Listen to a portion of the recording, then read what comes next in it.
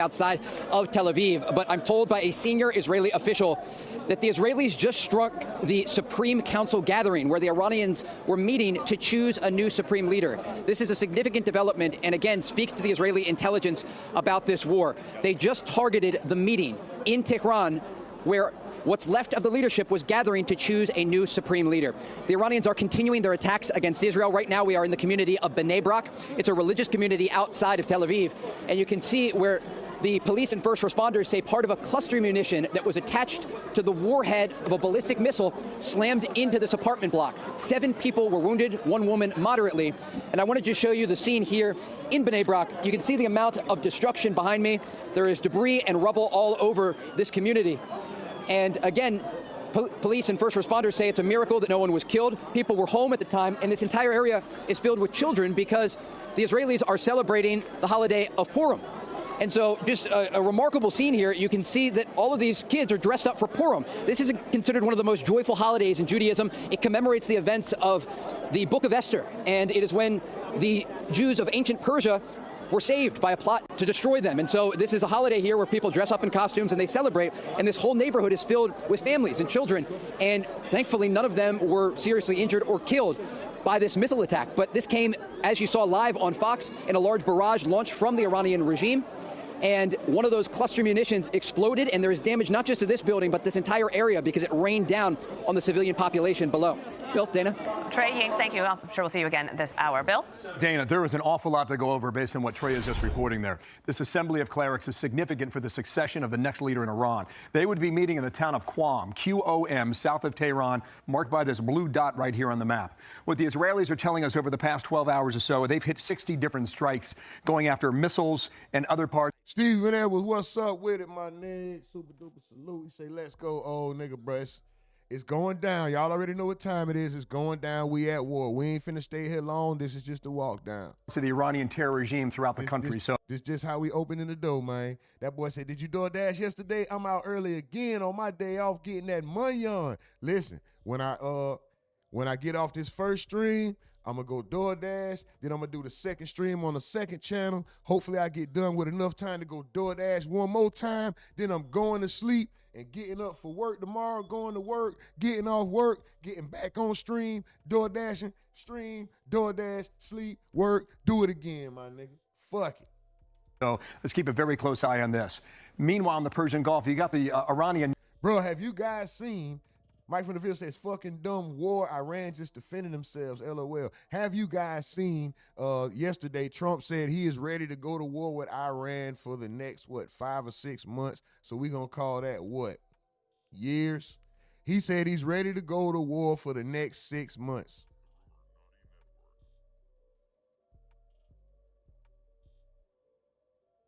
Man. Navy, of which they had 11 ships, and this is one of them. How can you put a time limit on a war? First he said expected to last a few weeks, right? Then now he's saying possibly a couple of months. Nigga, is there a time limit on war? All 11 have been disassembled in the Persian Gulf, and they are out of service. And I can show you a little bit over here on the geography. Gulf of Oman, that's where the Lincoln is. Persian Gulf over here. I see you over there on RUMORNATI Live. Whoever just walked in, hit that like, please. Whoever walked in, hit that like, please. Everybody on RUMORNATI Network, super duper salute to y'all. Let's keep this motherfucker rolling. Keep the likes going, keep the content, keep the chat rolling. Stay active in the chat. Appreciate the like over there on RUMORNATI Live. Appreciate the like. If you look at this red dot over here, that's a frigate that CENTCOM says that they sank earlier today. That all these are naval bases here in the Persian Gulf, which would symbolize that ship I just showed you. All 11 now out of commission. Move on over here to the region. These are the retaliatory strikes. That's Bahrain on Saturday. Retaliatory strikes in the region so far that Iran has reached out against, all right? A lot of these Gulf countries, okay? 11 on our map so far. And you heard Jennifer mention the U.S. Embassy in Saudi Arabia late last night. It was hit by at least 2 Iranian drones, maybe 3. And so far. Exactly. The U.S. Embassy in Saudi Arabia. They also, I heard they bombed the leading supplier of oil. This is ours. This is everything we did. All the yellow is what we did. See this little bit of yellow over here? That's what we did. All this red, Iran ain't playing, boy. Iran ain't playing. See, the thing is, Iran don't have no nukes, but they got ballistic missiles. They do have ballistics. And they're using their ballistic missiles and their drones to bomb everything over here. The ballistic missile's not gonna reach the United States. But all this shit over here gonna get tore the fuck up.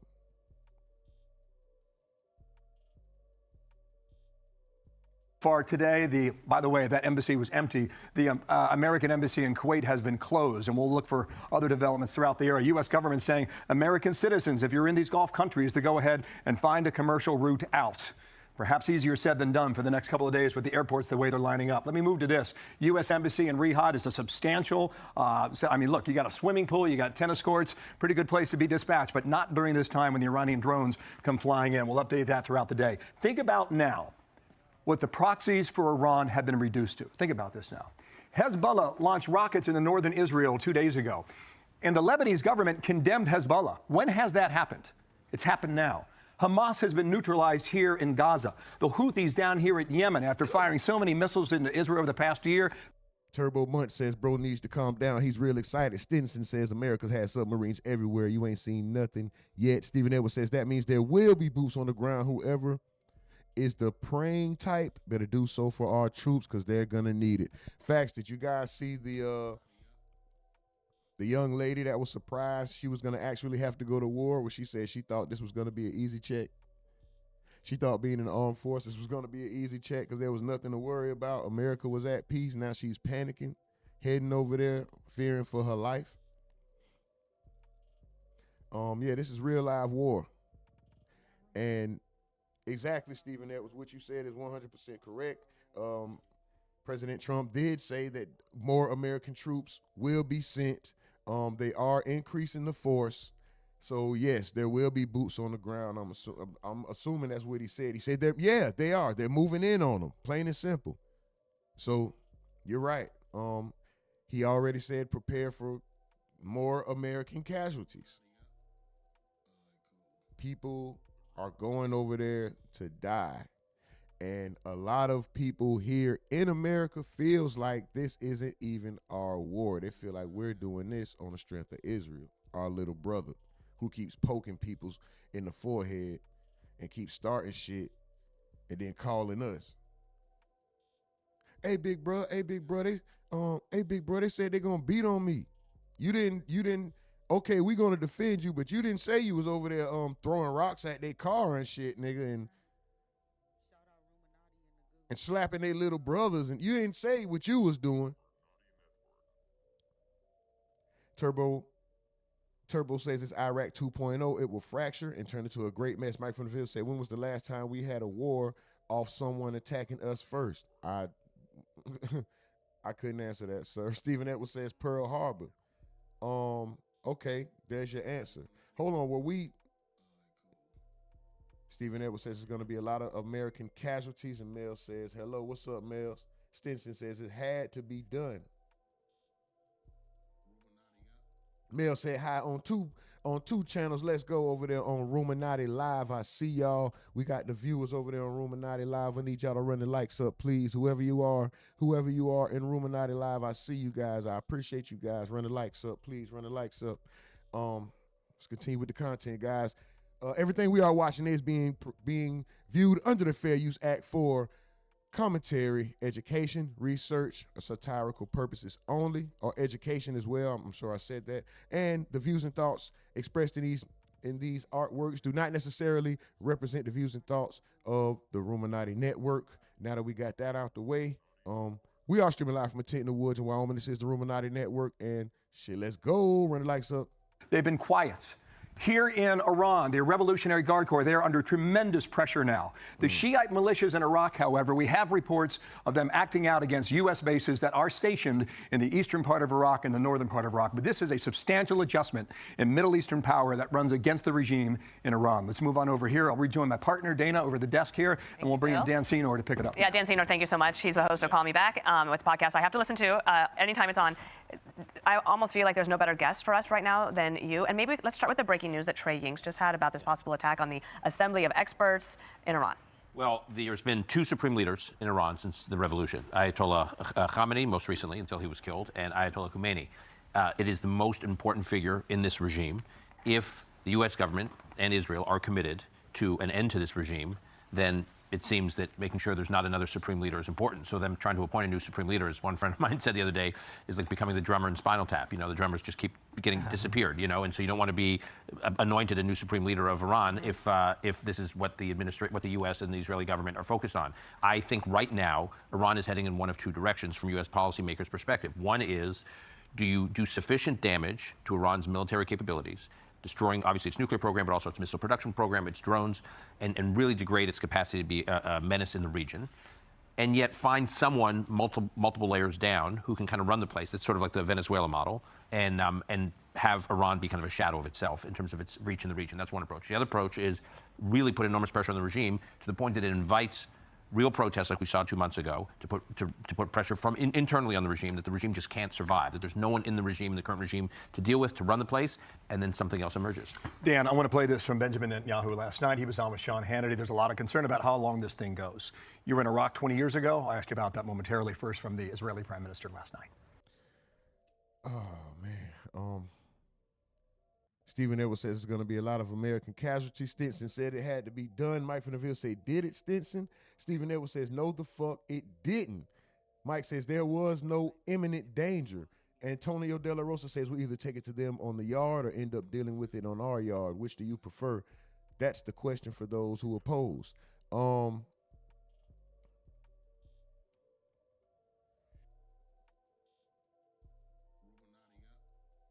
The probability of these wars being fought on American soil is low. Once again, like we said yesterday, we do have to worry about sleeper cells, but the probability of actual war for us, our day-to-day life changing the way that theirs is, with the coffee shops and the religious buildings and the government buildings and the schools are getting blown up, and we're having to watch the sky and listen out for sounds. And I don't think we'll ever be like that because of where we are geographically and where we place ourselves geographically as opposed to others. Where we sit at is a big landmass between two great masses of waters. And then there's two countries on the top and bottom of us. You can't just get to us like that if your weapons don't reach. We're going to see you coming.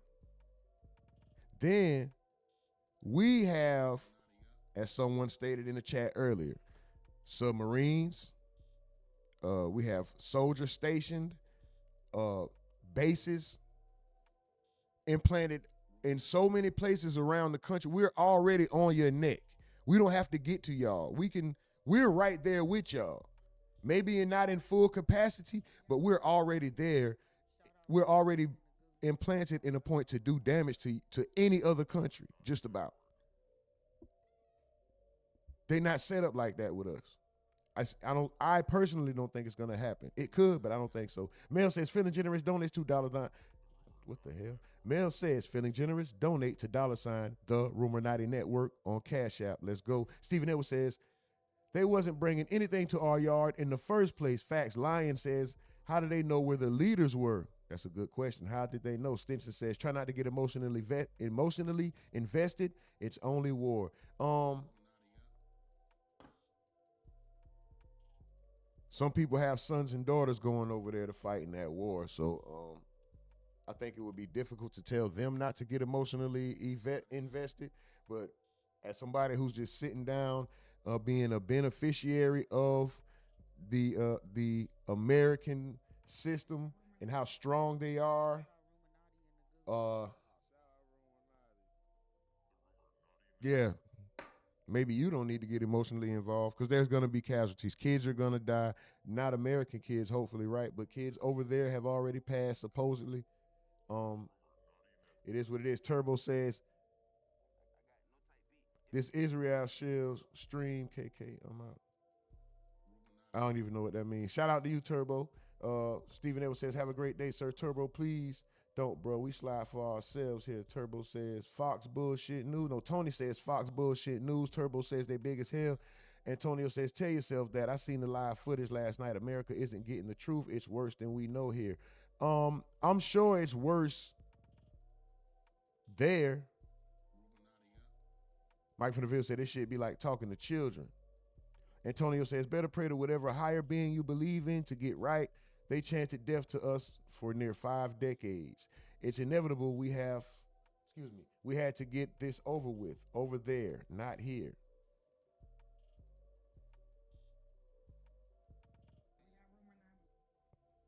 That's what in a sense, we're saying the same thing because I'm saying the fight is not coming to America, and it sounds like at the end of the day, you're basically saying it had to happen over there. It was going to happen over there regardless. That's what we do. We don't fight here. Do we take casualties here? Do like little one-off events happen here? One-off tragedies happen? Yes, but do we have actual wars here like that? Ongoing wars continuously where it's changing our day-to-day lifestyle? No. Not in our lifetimes we haven't. Is there a possibility it can happen? Yes, but the probability is low, in my opinion. Just my humble opinion. I'm one man with a mask on the social media full of billions of people, right? So it's just my humble opinion. Take everything with a grain of salt. As a matter of fact, take it for entertainment. Do your own due diligence, do your own research, make your own decisions for your health, your finance, your religious beliefs. Whatever concerning your life. Make your own decisions for yourself based off your own due diligence, not something that you hear on social media, me included, bro. Now, with that being said, Night Signal Collective says, he just says death to everybody. All right, I'm not even. Big homie says, yo, Rumor, what up with it, big homie? You guys run the likes up, please. 4 more likes to get us to 15. 4 more likes to get us to 15, guys. Run the likes up. Let's go. And he says, chat, what up? Mike from the Ville says, we don't know how strong our military is for real. We are American. We get American news. You think if our military was weak, they would tell us? LOL, just saying. Don't eat the news up, y'all. I can agree with what both of you guys said, and both of you guys have some good points. Run the likes up, please. 4 more, get us to 15. Like I said, guys, we're just watching this one video. Today, we're not gonna. We did the politics. You know, we're not gonna drive it into the ground. Once again, I'm not a geopolitics specialist. I'm not an enthusiast. I'm not the most informed. So I'm not gonna spend so much time here and pretend to be. But what I will speak on what I know. I will give my opinion. Other than that, when it comes down to the facts, I'll let you guys make your own use your discernment to make your decisions on your emotions, on your actions and everything based off of how you feel on what information is given or what information you gather. Not just here, but on your own. Everybody, please do your own due diligence. Educate yourself. Seek out your own understanding when it comes to this type of stuff. And if you don't know it, find somebody who does and get a good understanding of what's going on. Have them break it down to you in layman terms in the simplest form. Get you some understanding. Be aware of what's going on around you. This world news, this is for everybody. This involves us. This is going to determine the price of our goods, our gas, everything. A lot of things will change based on war. War brings money. I'm not going to harp on it, but there we go. Mel says, good morning, beautiful people. Let your good work outweigh evil thoughts. Facts. Big homie Slim says America is known for pushing fake propaganda to its citizens. Is that a open hand chop? Wow! Open hand chop. I love that name. Our military outperforms every single military in the world combined twice over. It's quite ridiculous at this point. And that's why, in my opinion, and some others, we are the world authority. We are the police. That's why we're everywhere. We're positioned pretty much everywhere. Nigga, we are the bullies. We call the shots. I'm not saying that we can't be beaten. I'm just saying it ain't gonna be that easy. Stephen Edwards says, oh, you think so? Never underestimate anyone, especially The big three. The big three we talked about yesterday. The big three. Who else got the same nuclear? North Korea. This boy said North Carolina. North Korea, China, and Russia. Stinson says Donald showing he can get down with it. You said that like he dancing or something. Hold on, let's just see how many real quick. Let's just see, right?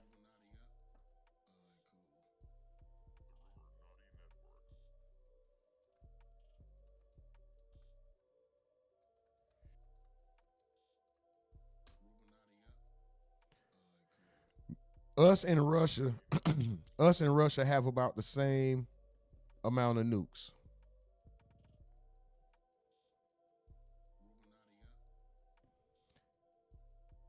They got 5,459 to 5,977. We got about 5,000 to 6,000.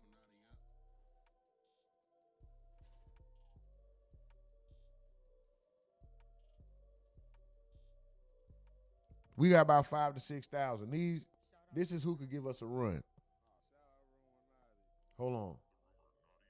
Mel says, like, share, hype, and subscribe over there on RUMORNATI Live. And she says, please hit the thumbs up. Y'all run the likes up on RUMORNATI Live, please. And on the RUMORNATI Network. Thank y'all. We need one more like to get to 15, guys. One more like to get to 15. Let's go. Okay. Of these, roughly 1,588 to 1,718 are actively deployed on strategic missiles and at bomber bases, while the remainder are in storage or awaiting dismantlement. Hold on, wait a minute. Okay, Russia only, see, this includes retired warheads. So approximately, okay, so they have less than 2,000. Okay, so they have less than 2,000. That's pretty much ready to go. Russia maintains a significant non-strategic stockpile estimated between 1 and 2,000 warheads, not limited by the New START Treaty. Okay. How many nukes does, let's see, China?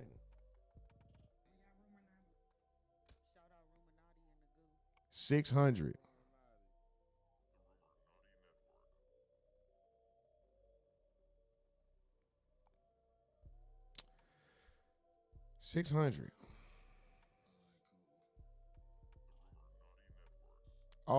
Keep in mind it only takes one to do multiple years and multiple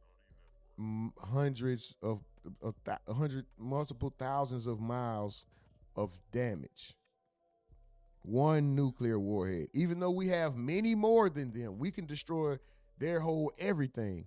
One nuclear warhead is enough to fuck up a lot of stuff. And the lasting effects, it makes the land unlivable. It makes the world, everything that it hits, it's unlivable. It's gonna be radiation, and then people are gonna come out later on with the people that survive and they have babies. It's gonna be deformities, and they're gonna lack functional skills, all kinds of stuff. Kind of like the hills have eyes thing.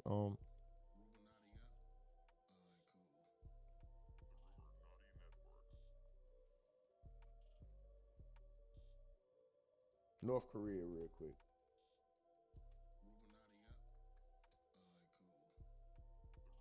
They have 70 to 90. Excuse me, they have 50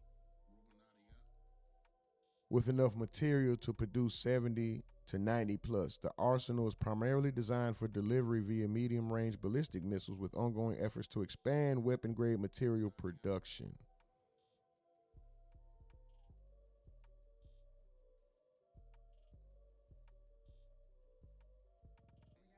Production capacity. North Korea is believed to have enough plutonium and highly enriched uranium to build 45 to 55 nuclear weapons, with 20 to 50 currently assembled. All right. Thank you guys for the likes. 5 more. 5 more, get us to 20. Run the likes up, please. All right. Let's get through this video, then we're going to switch topics, guys. We're going to get to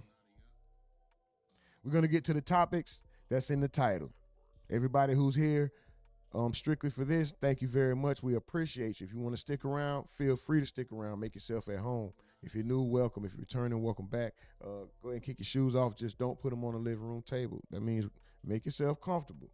Speak how you want to speak. Have your train of thought. Have your own opinion, but just be respectful. Don't put your shoes on the table. You know what I'm talking about? Don't discriminate against nobody. Don't call nobody anything slanderous. Nothing like that. But we don't have to love or even like each other. We just got to be able to coexist. All right. Now, with that being said, we're going to get back to the content. I appreciate you guys running the likes up. 5 more will get us to 20. Let me get off in this chat real quick. Big homie says, hold on, let me go.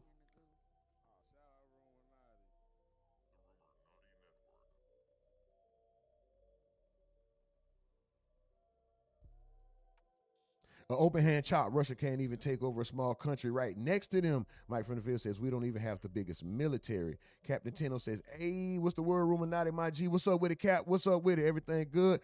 Thomas Knapp says, they have their own problems. They are not a problem. Stephen Edwards says, you think that was what happened in Ukraine? An open hand chop says, we have the most powerful military by far. China counts their fishing boats in their Navy, so that doesn't count.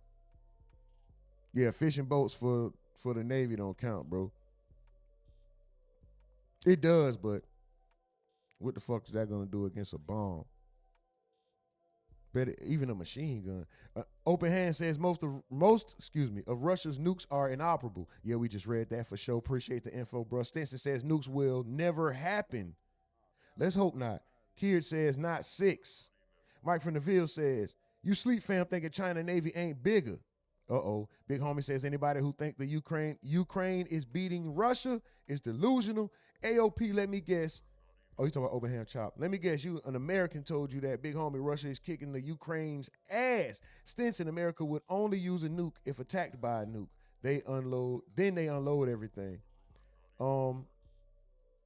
Let's not wait to get attacked by a nuke before we drop one. America, I don't think we're waiting on anything. I think if we have a half of an inkling that you want to drop a nuke on us, we're going to tear your whole shit up. We're going to send everything we got to your ass. That's what it seems. The president we have in there now, he ain't so... when back in the day when guys used to pretend they want to fight, and they flinch at you, and they might flinch at each other. Nobody really want to fight, and they doing shoulder to shoulder. What you gonna do? What you gonna do? You swing, you swing. You flinch at Trump, he might bow right in your face. Trump is the guy, if you flinch, he shoots a gunshot in your face. Trump ain't playing, bro. Like him or not, he's very active. He's gung-ho. His finger is on every button. Every button. Trump is trying to change shit that he like. He want to press the button to change it. Trump is trying to change everything. Everything has to have some sort of action or change under the Trump regime. This shit is crazy. Okay, so if he even smells somebody speaking of a nuclear or any kind of attack, that's their ass.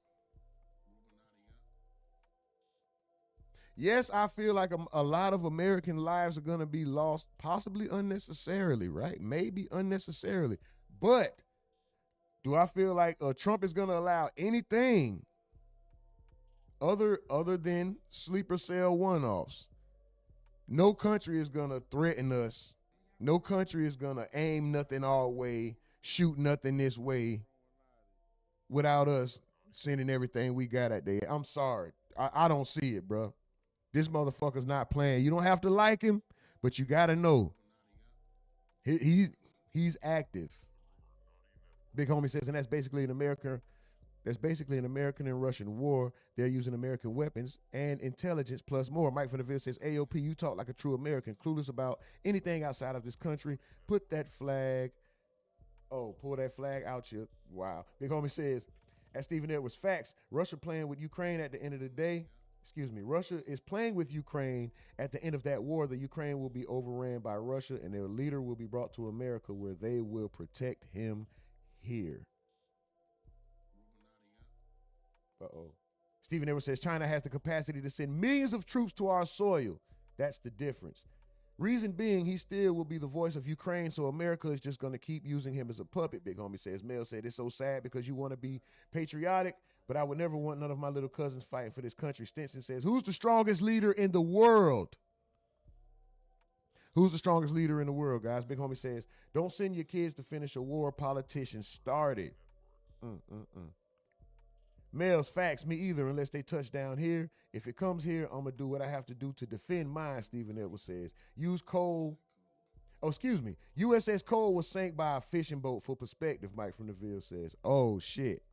I just talked shit about a fishing boat going up against American weaponry, and according to Mike from Naval, the USS Cole was sank by a fishing boat. And you know what we like to do over here, right? Let's just see. Although I trust my homie, right? Let's just see. We got to look it up. Shout out RUMORNATI and the goo. Shout out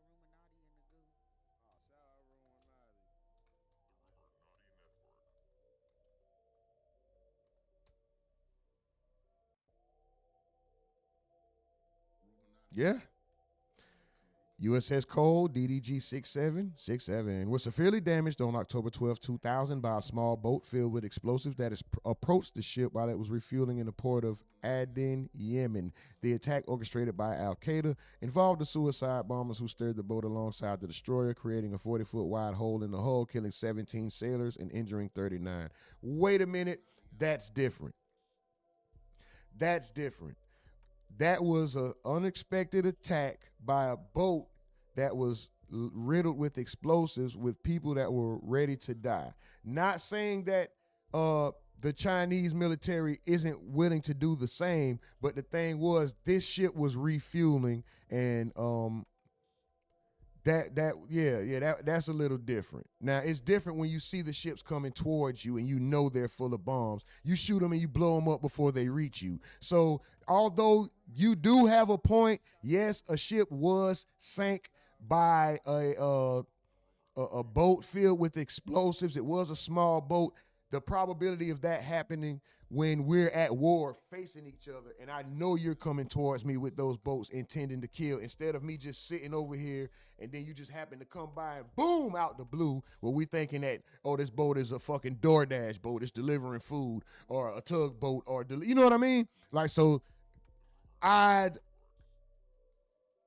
still going with my first, with what I said first, as far as them fishing boats. If we know they're coming and we are at war facing off with each other, them fishing boats ain't fucking with us. Yeah, of course we can get snuck. That's the equivalent of you having your back turned and a little 8-year-old kid with a lock on his hand coming, boom, reach around and hit you in the back of your shit, and your shit lump, your shit damaged, and people saying, oh, a little kid can beat your grown ass. Not if we squared up face to face, bro. So nah, I ain't, I still feel the same way about the Chinese when it comes to that. The reason that we had to act now is because they were, after we hit their nuclear sites and their ballistic missiles program. Captain Tino says U.S. got better aerial fighters and we got stealth planes. Big Homie says, I put a video in the Discord under the World News where the president of Chinois saying that China has a weapon called 6-1. It has 60 nukes and 1 hydrogen bomb attached to it. Facts. Who can defend themselves against that? Blow the whole damn boat up, whatever attached to it. But you're right. Mel says he's very reactive, which makes me nervous. The Queen of the Graham says they sent the Trojan horse. They should have known. That's all I'm saying. That was, they were looking out for that, right? Mike from the Ville says, yeah, so Buddy who said laughed at fishing boats being counted looks crazy. Niggas don't know about war or strategy. He's the type to ignore the boat being blown to bits. God damn, that's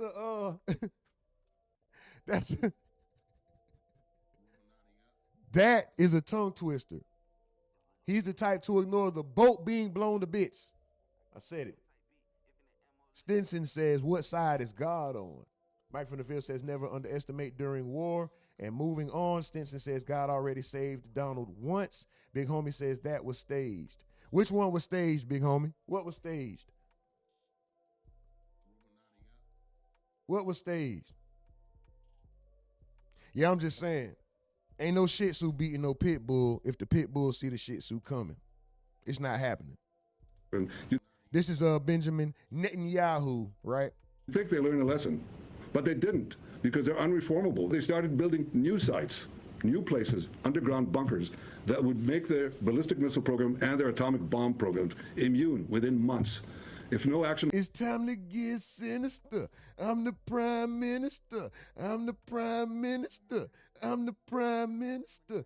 They ain't like me. They ain't about this. They ain't like me. They ain't about this. was taken now, no action could be taken in the future. And then they could target America. Yeah, the other thing he said last night is that this is not an endless war. He emphasized that. Why is this different, in your view, from Iraq 20 years ago? Well, first of all, in terms of the military assets that are in the region. So in the lead up to the Iraq War in 2003, we had the equivalent of what we have now in the Middle East in terms of naval assets and air assets. The one big difference is we also had approximately 250,000 U.S. troops in the region. We don't have that now because the president's made clear he's not going to deploy ground troops. Now the question is... Oh, hold on, Stephen Edwards. Hold on, Stephen Edwards. They said they're not deploying ground troops. Wait a minute. Does that change anything? He said the fuck song was that? Young Jeezy, the prime minister. That's that shit. Hey, big homie, what was staged? Are you talking about the boat? The boat explosion? Or something else? Yeah, that's Young Jeezy, Prime Minister. It's a whole mixtape, but that song is called The Prime Minister, but the whole tape is fire anyway, bro. Just while you outdoor dashing today, when you on your off day, that boy working 2 jobs, you know what I'm talking about? DoorDash is a job and it's stressful, nigga. That traffic get crazy. But hey, run that Prime Minister mixtape by Jeezy, or that Trapping Ain't Dead. That's a classic. That should have been the album.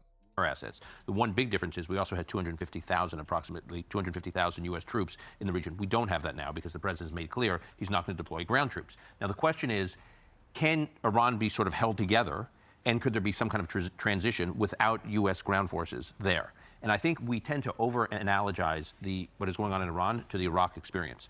They're two very different places. This could be a whole seminar, a whole podcast episode, Dana. Let's do it. But Iraq wasn't actually a real country. It was stitched together.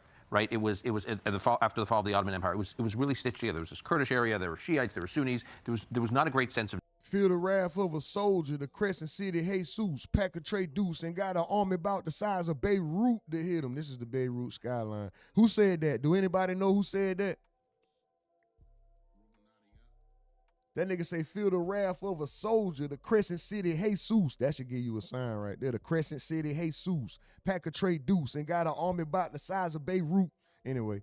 Of national unity. So the only thing that held the country together was that all these people were living under some kind of communal repression under Saddam for over 3 decades. But once Saddam was gone, it was hard to sort of hold this country together. It took a lot of work, ultimately a lot of time, and a lot of sacrifice from our end. Iran is a real country that predates the revolution. Iraq was not that. There's a real sense of national pride in this country. We've seen that. Right. And so I just, by the by, interestingly, in Syria. Is that pride from before the revolution? Totally. Okay. Totally. That's important. It predates the revolution. This is a country and a culture and a history that goes back 20 centuries. And so there was no such thing in Iraq.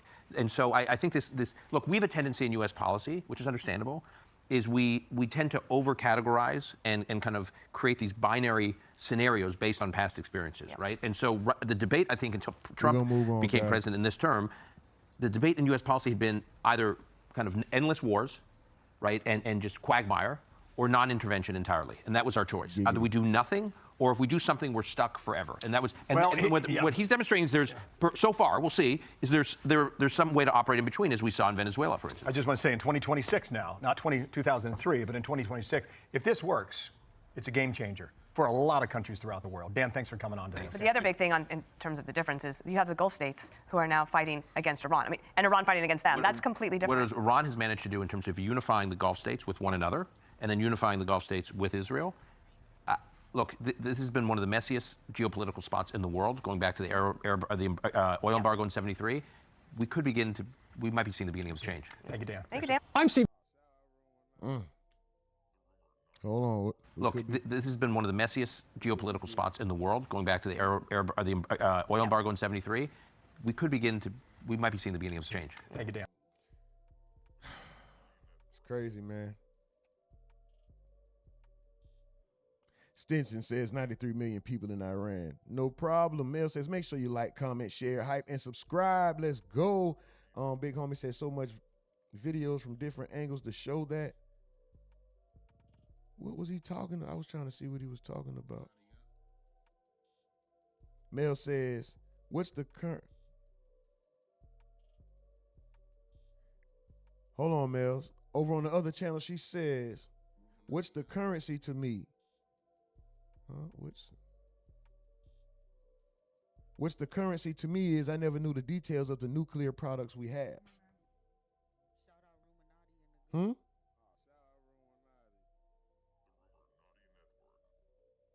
I'm lost right there. I'm lost right there.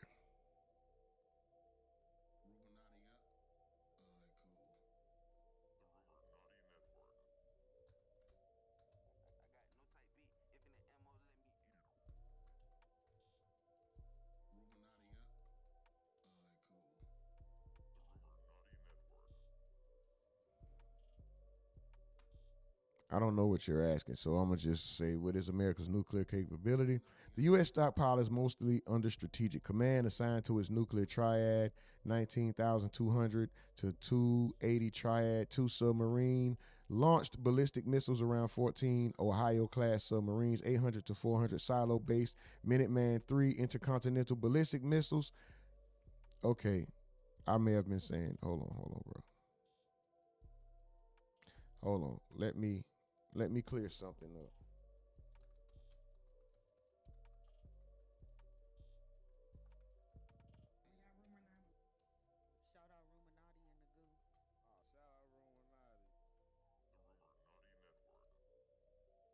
Shout out RUMORNATI. Ballistic refers to the delivery method, a missile following a parabolic trajectory, while nuclear refers to a warhead type, an explosive device powered by nuclear fission or fusion. A ballistic missile is a rocket-propelled transport which can carry conventional or nuclear payloads, while a nuclear weapon is a destructive payload itself. Okay, so I'm saying something wrong. What it is, okay, so they do have, ballistic missiles can be nuclear as well. Hold on, wait. These missiles use rocket power to accelerate initially, then follow a free fall arc-shaped trajectory like a thrown rock to their target. They often exit the atmosphere. This is what the payload or warhead designed to cause massive death. Okay, what's the relationship? A ballistic missile can be armed with either conventional or nuclear warheads. Okay, well, why don't they have missiles to reach us? Why can't Iran's missiles reach the U.S.? Based on current intelligence and analysis of March 2026, there is no evidence that Iran possesses operational intercontinentals. Oh, that's what they don't. So they don't have intercontinentals. Iran's known missiles, such as the Shahab 3 or the whatever that word is, one, have maximum ranges of roughly 1,200 to 1,600 miles, suitable for hitting targets in the Persian Gulf or Middle East. Okay, so excuse me. Boom. An intercontinental ballistic missile capable of reaching the U.S. East Coast would need a range exceeding 5,400 miles. Okay, which Iran is not known to possess. So excuse me, guys, I was saying something. I was using a word out of context. I was separating ballistic missiles and nuclear missiles when ballistic is the method of the delivery of the missile. The nuclear is referencing the impact, as I thought they were two separate things. My apologies. It's not that, it's not ballistic. It's a certain type of ballistic which is intercontinental. They don't have intercontinental ballistic missiles. They don't have missiles with the capability to go over 1,600 miles. To reach the U.S., they would have to go, 5,400 miles to touch the tip of the U.S. So that means, and then how far is the East Coast from the West Coast? It's like another, 2,000 or 3,000 miles. How far is, hold on. How far is California from New York? Okay, let's just see. What the hell did I just spell? Okay, so they would need another 3,000 miles. So that's 54 plus 29. So let's just say 3,000 plus 55. They would need a missile that spans over 8,000 miles. They need an 8,000 mile missile. They don't have that. They don't have that. All right. Before we move on, I'm going to just Google one more thing and we can go ahead and get to the other shit. We can get to everything that's in the actual titles, which has nothing to do with no war, well, no intercontinental wars, no weapons. It's just people talking shit back and forth. But it is war of some sort, right? But anyway, let me just Google one more thing and we're going to move on. Actually, I don't have to Google it, but let's do it anyway and see, do we have weapons that'll reach from California to Iran? Let me just ask that question. Shout out RUMORNATI in the goo.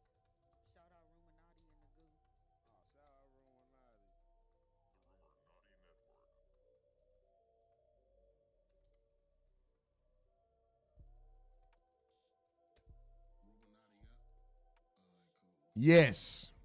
All right. Nothing else to be said. Nothing else to be said. Yes, the U.S. has weapons that can reach Iran from California primarily through intercontinental ballistic missiles and long-range strategic bombers like the B-2 Spirit, which can fly from the U.S. mainland to the Middle East with in-flight refueling. All right. We can move on, guys. Hold on. What was that weapon, bro? What was that weapon you said, big homie, before we get out? He said the 6-1. You know Discord acts a little funny. Hold on, let me see. You might see a white screen, you might see a blank screen, but give me 1 second. Let me see if I can open this Discord real quick, guys. Give me 1 second. You might see a white screen, you might see a blank screen. Just let me see if I can open the Discord. Oh, it actually opened. Wow. Thank you, Discord, for not being a bitch today. Oh, maybe it did. For some reason, once I start the live, Discord seems to disable itself. That's a new development. Why it's doing that, I'm not sure. Hold on, big homie. Where we at? Is it the one you sent yesterday? Last night at 10, big homie? I think this is it. Oh, it opened in the wrong. Not fire the first shot. Even though you won't hear it, we'll just listen to it. To fire the second shot. China will never allow the United States to launch a war against China, conventional or nuclear, without suffering devastating consequences.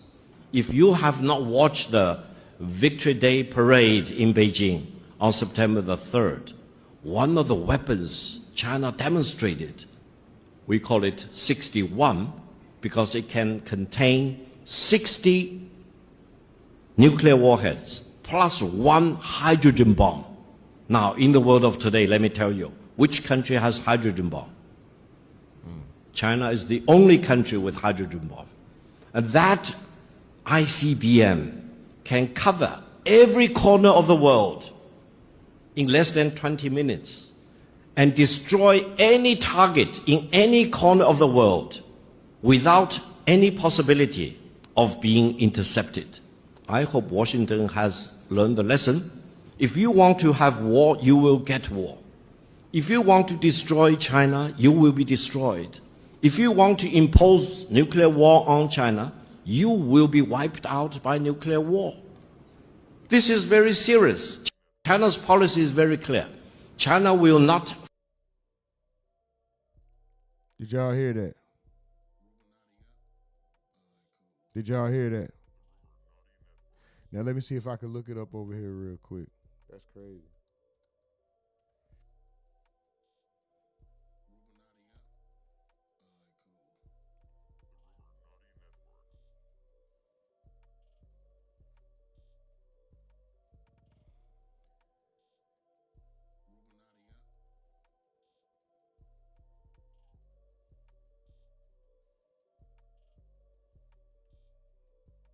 A fleet of helicopters painted the number 80 in the sky. 80,000 doves flew high as China marked 80 years since its victory in the War of Resistance against Japanese aggression with a military parade in Beijing. The parade, lasting approximately 70 minutes and divided into two distinct phases, inspection and march past, proudly showcased a remarkable array of advanced weaponry. They showcased their military might with everything from the Guam killer missile to hypersonic weapons capable of neutralizing THAAD covering land, air, and sea. The most eye-catching weapons were China's renowned Dongfeng series missiles.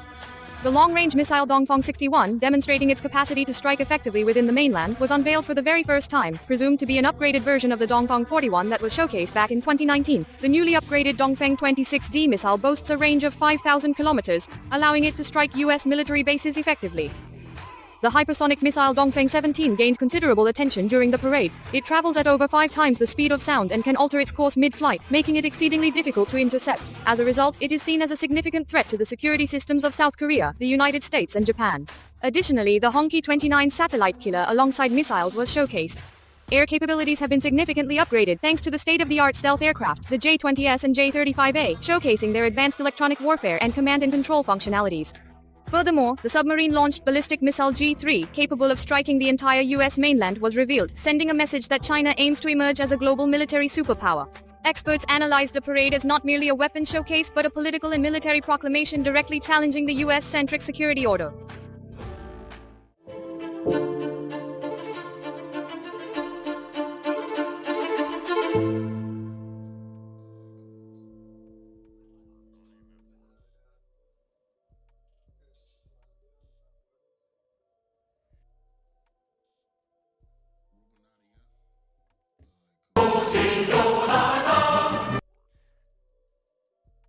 Wow. So a fleet of helicopters painted the look into that D-41 that they had before that. What was the D-41? That sounds like 40 and 1 hydrogen.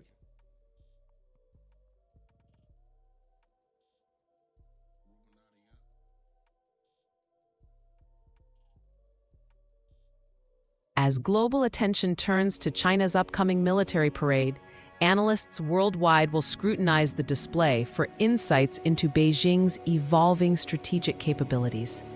A particular focus will be placed on its advanced missile systems, which represent a significant component of its deterrence posture.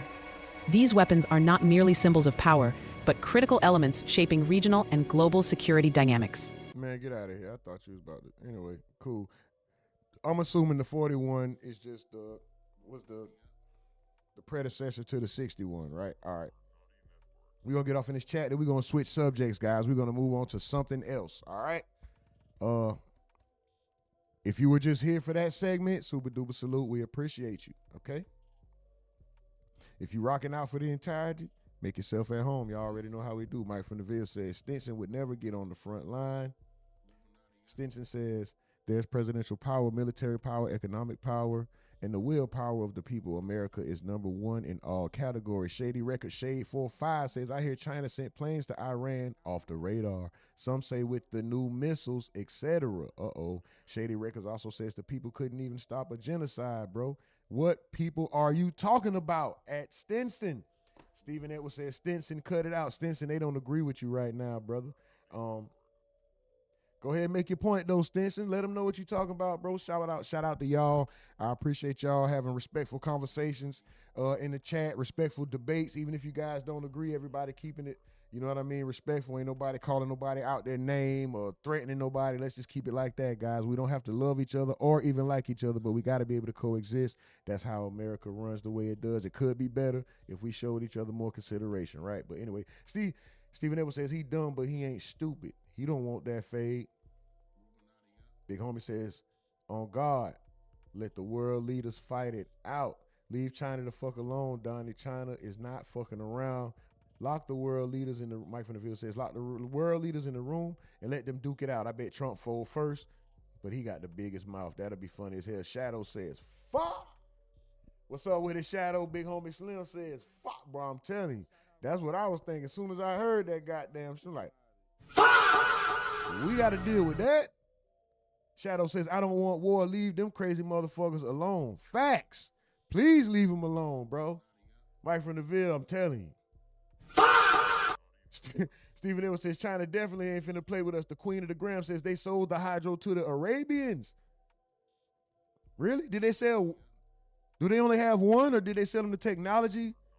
Did they sell them one? I'm gonna look into that, guys, before we move on. I'm definitely gonna look into that. Big homie says I think that's the weapon they just delivered to Iran, and she just said, you guys just said something about. Somebody just said something about some planes and some other shit, etc. She's saying they sold it to the. Oh, this is crazy, bro. Hold on. Where are we at in this world? In the world of geopolitics. What is going on? What in the geopolitical monstrosity, tomfoolery is going on? What in the. Oh my gosh, bro. What are we really up against?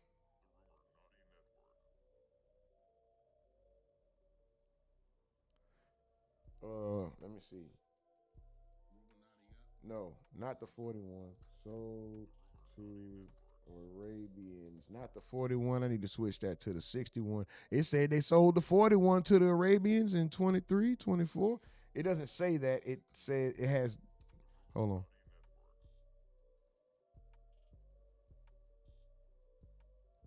Cristiano Ronaldo says on private jet. No. China joins the U.S.-Iran war. China sends deadly attack. China is arming Iran with attack drones, advanced missiles, and electronic warfare.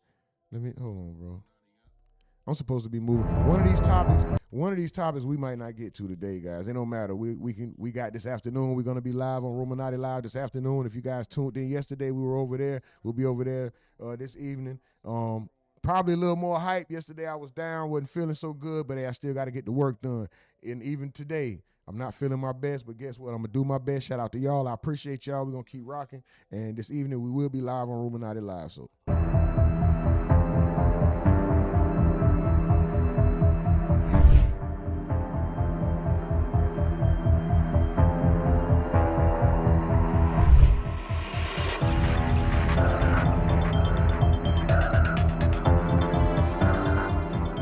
China is arming Iran with attack drones, advanced missiles, and electronic warfare systems, right as the United States builds up its military presence for potential strikes against Tehran. Could this be the spark that ignites a new Middle East conflict? The tension comes after the 12-day war between Israel and Iran in June 2025, which left Iran's air defenses and nuclear infrastructure severely damaged. Tehran is now scrambling to rebuild its military capabilities, and China has stepped in to fill the gap. Beijing has already delivered kamikaze drones, also known as loitering munitions, designed for precision strikes. At the same time, China is supplying air defense systems like the HQ-16 and HQ-17AE and negotiating deals for supersonic anti-ship missiles and hypersonic glide vehicles. Analysts warned these weapons could threaten U.S. aircraft carriers, stealth jets, and naval operations in the Arabian Sea and Persian. These niggas got advanced sound weapons, bro. What is a supersonic? Hold on, bro. Hold on, my nigga. For supersonic anti-ship missiles. Hold on, bro. What the?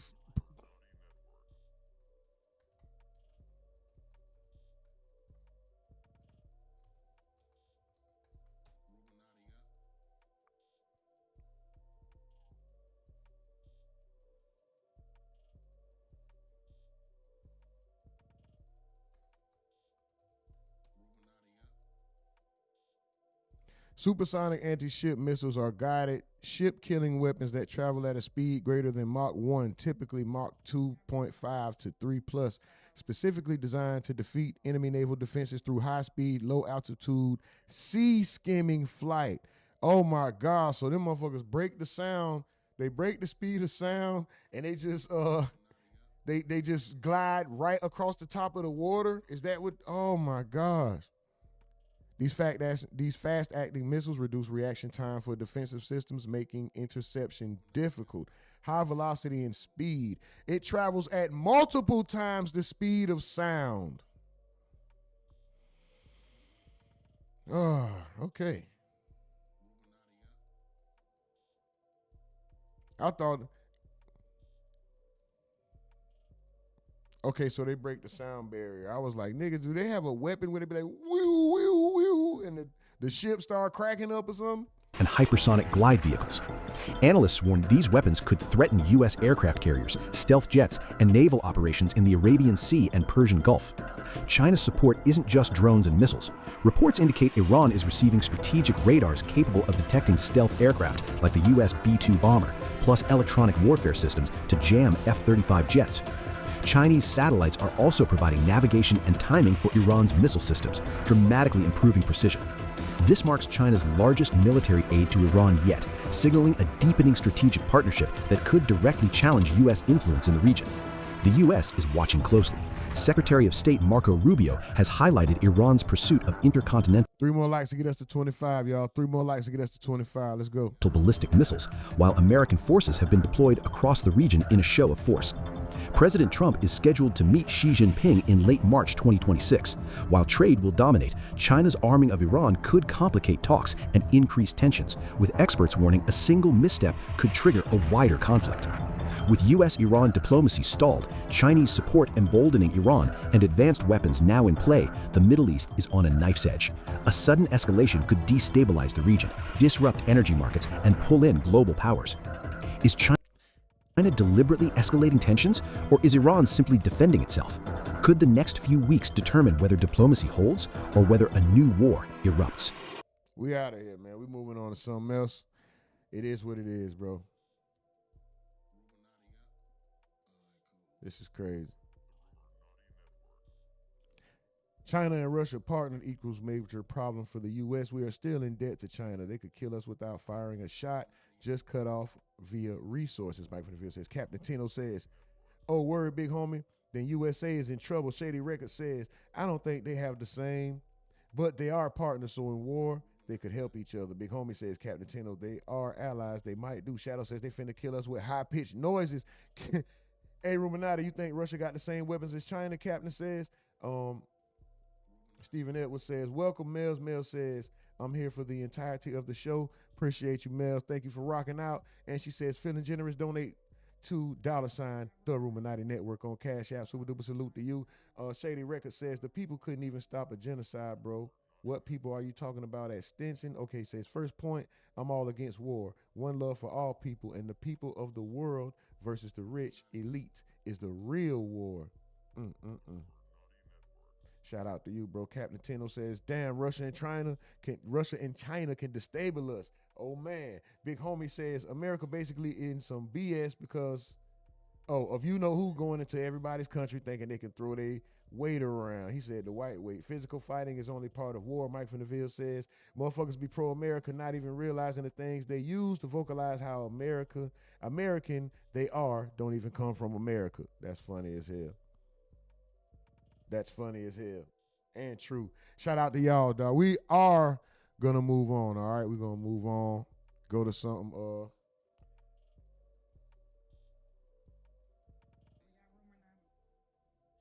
Mike from the Ville says, right.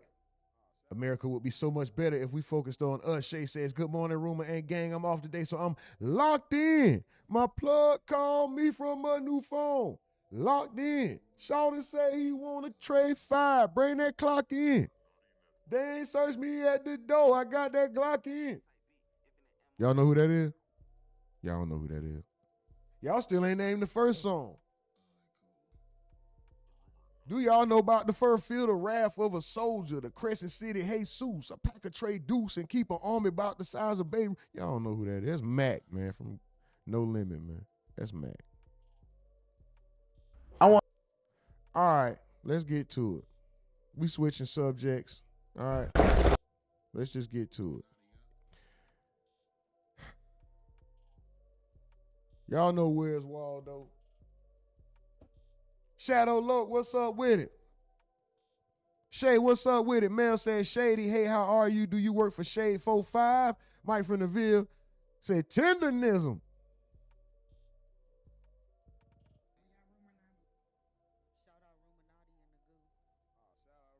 Stephen Edwards said, this man is a damn walking jukebox.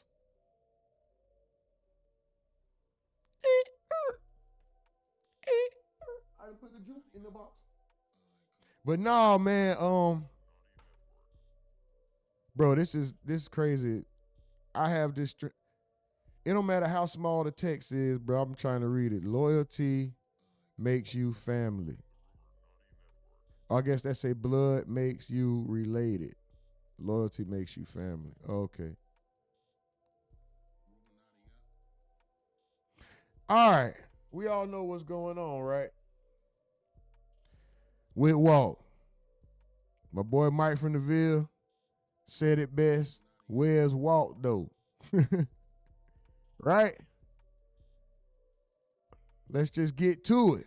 Where has Walt been? I'm sure we all know the update. We finally heard it from the horse's mouth a couple days ago, actually. This ain't a brand new development. This has been a couple days going, right? We finally heard it from the horse's mouth. This nigga Walt ain't with Destination Smokehouse no more. I told y'all Nick, a.k.a. Destination Vlad. It ain't just me that said it. There was a cartoon out. Everybody said it. We all noticed it, but we did break it down over here, and pretty well, I think. Unc was doing the shucking and jiving. Unc caught some attention, caught some burn. Nick, who said he don't want to do social media, know he had to get in front of that camera to keep it going. He ready to cut Walt off. He got everything he needed from Walt. Then we come to find out the truth. The whole time we thinking Walt is a pit master. Let me tell you, none of this shit went the way it was. None of this shit went the way we thought it was. Remember when niggas was saying, oh, who, I think this was in a Discord call. I said this shit. I think I said it on here, not looking for no credit or nothing, but I said, bro, Walt don't want to work. Niggas trying to get Walt a restaurant. Niggas trying to put Walt back in that kitchen. Walt old, nigga. Walt don't want to work, bro. You a fool if you think Walt want his own restaurant. That ain't what this nigga want. Is it a great gesture? Was Cartel Bold heart in the right place? Of course.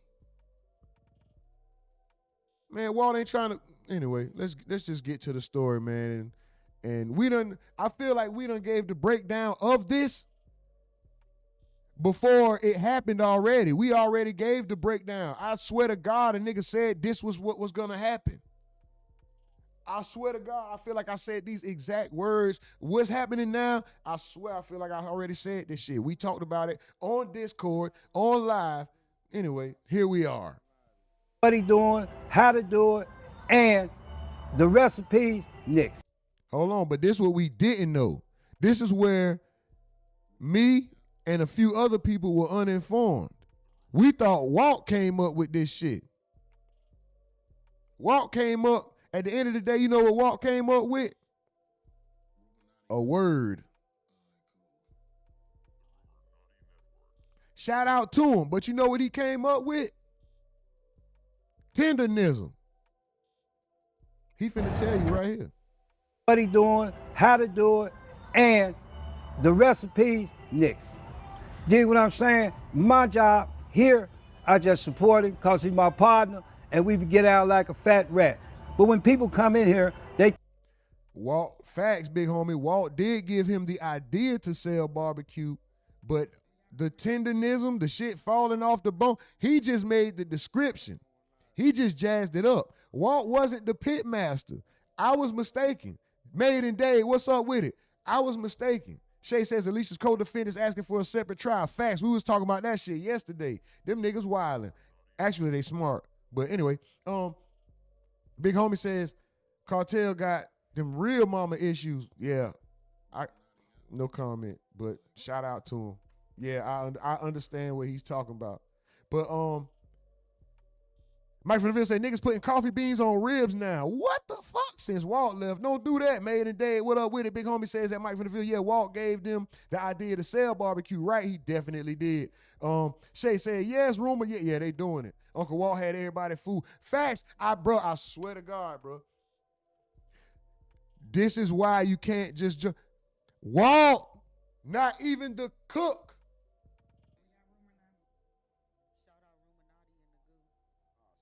And we should have known when the first videos Guess what Walt was doing?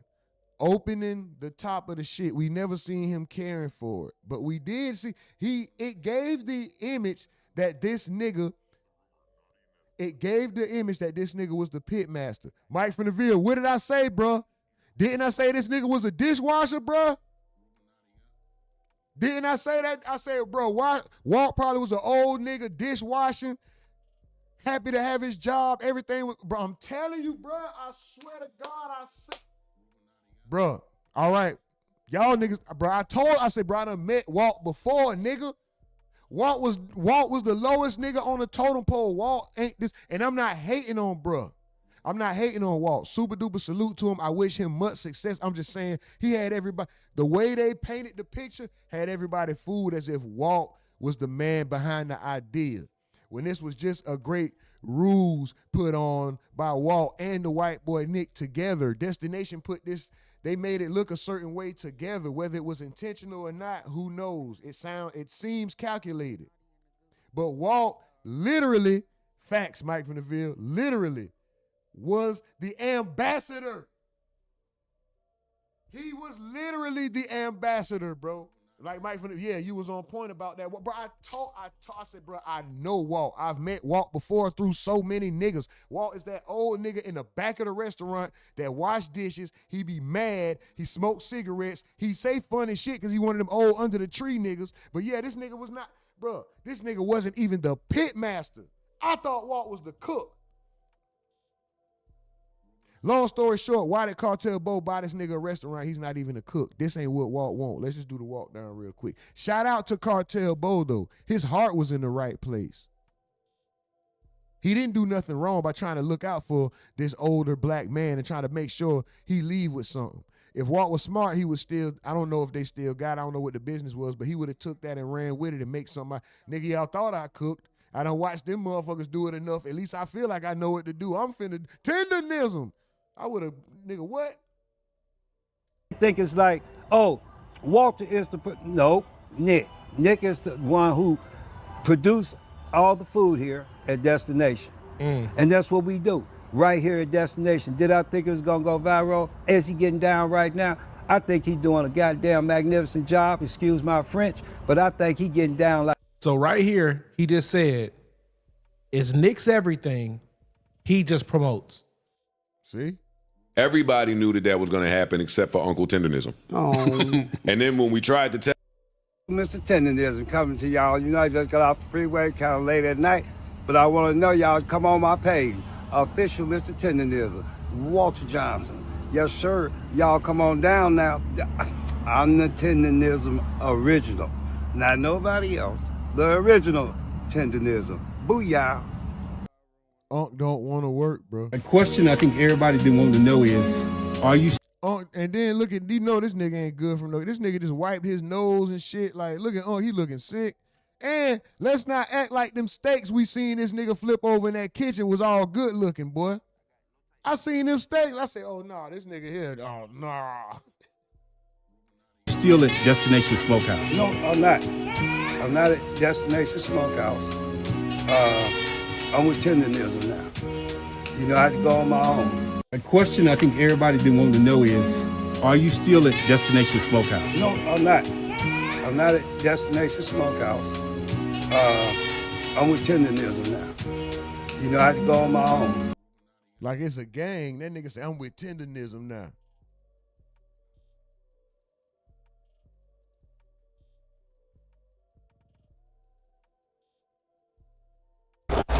All right, man, today on... I'm with Tendernism now. Big homie said them steaks was still white. I knew Walt could. Bruh, come on, bruh. Mike from the Ville said, can this nigga cook for real? I got questions. Stephen Edwards said, that's that powder nose white. Oh, I told you, bruh. Come on, man. Walt cross-contaminating, Walt dirt man, Walt. I don't want that old nigga. I didn't know this nigga had mob ties tattooed. So he with mob ties? I guess so. Real Tone TV, man. We got a special guest in the building. You know what I'm saying? Superstar. You know what I'm saying? Mr. Hit for a Bag himself. Entrepreneur, 6 businesses. The ones, bro, I've been supporting you since and you did exactly what you were supposed to do. From my eyes, as far as, yeah, because you came from the feds. So I want to give you that. You know what I'm saying? Bro. You earned it. What's up? Mr. Tenderism. My boy, you know what I'm saying? Man, so look, check this out. So Mr. Tenderism has been going viral because basically he's built up this white-owned establishment in California. Come to find out, he's being taken advantage of. They've trademarked his name. And I think yesterday they put out like he had to start a new Instagram or something like that. Okay, so check this out. Like the people okay. You know what I'm saying? I was on my phone. This was the day before yesterday. I'm on my phone, you know, everybody got that goddamn midnight stroll. I'm strolling. I see owner of famous barbecue thing, this, that, and another. You know, they fired him and trademarked the name. You know what I'm saying? When I see fire and then trademark the word Tenderism, I instantly see, I know what's going on out back. I'm a businessman. It instantly pissed me off. So, you know, I just was like, I'll buy one. You know what I'm saying? I got on the gram, I posted, y'all get up with me. Ooh, had him hit me, he hit me. I went over there, hollered at, you know what I'm saying? Because I had been looking at some spots for that type of shit anyway. But I'm like, man, I'll buy him that. I ain't got too much time because, you know, I got the trucking company in the studio. I'm on tour right now. I got my career. And that shit just pissed me off. You know, I ain't never really wanted to get into the restaurant. You know what I'm saying? My family has, but, you know what I'm saying? It just wasn't never that. So when I seen him, you feel me? That shit, I don't give a fuck about that shit. You know what I'm saying? At the end of the day, he needed. And we fucked up because we see that shit, bro, and we don't take no action on it. You know what I'm saying? Like when everybody was flying all over the world to come see this man, you know what I'm saying? It was all love. It was all cool. Let's do some collab posts. Let's do this, that, and the other. You know what I'm saying? You got actors, you got comedians, you got rappers, you got this, that, the whole time, though, them people over there fucking him over. Whole time, he's an employee of their job. Like, he working there. Right. So they telling the customers who coming from all over, yeah, any donations or whatever, they gotta come to us. You can't give an employee a donation or this, that, and they gotta come to the company type ass shit.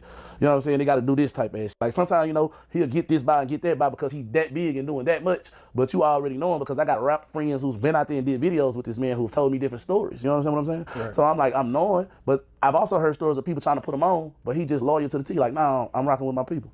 I'm rocking with my man. Like, we started this together and I'm rocking with him. Little lo and behold, Tom told the story and they fucked over him. So what we gonna do? Look at him and laugh? We gonna look at him and shun him? We gonna look at him and tell you so? Or we gonna help our man who we know got the power of generational wealth, the power of really taking the black restaurant business to the next level and actually putting them in position to win and create wealth for other people. Think about the employees he finna hire. Think about, you know what I'm saying? So I went over there, got the building and gave it to him.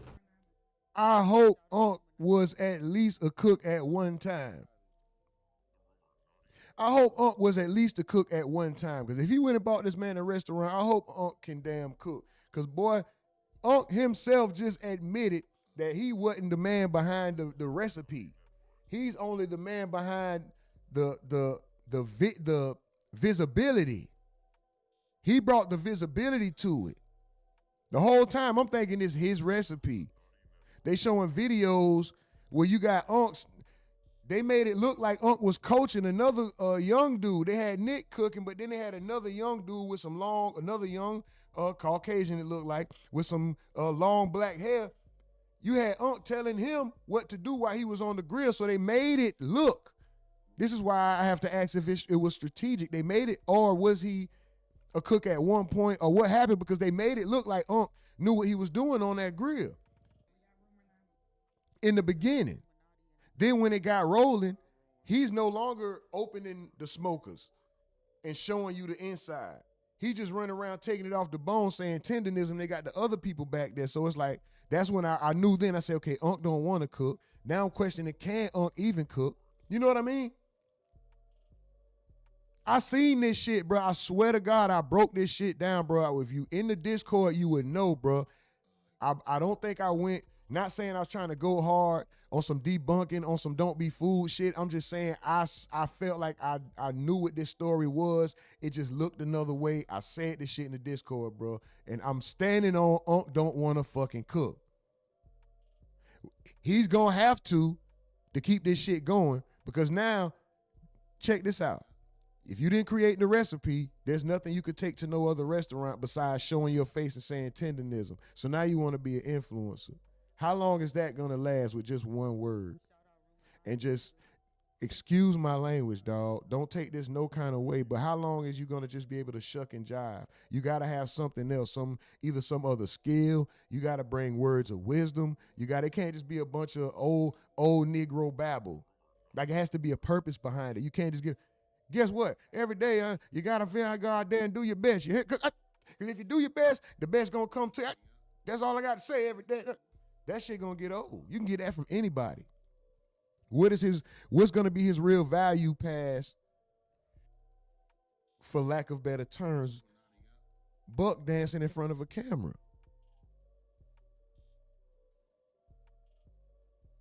And we want him to win, but does he have a skill?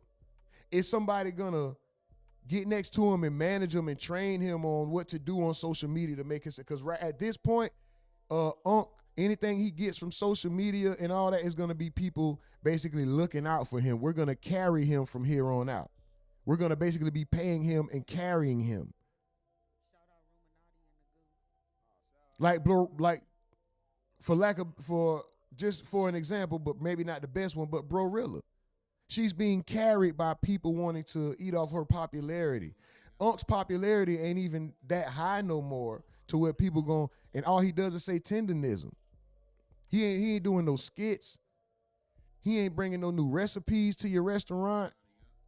Like if you're a small upcoming restaurant, he may be able to bring you some visibility. So now you got people who like Keith Lee who want to give Unc $4,000 or $5,000, and now Unc's starting to do pop-ups for $250, $300, maybe $500.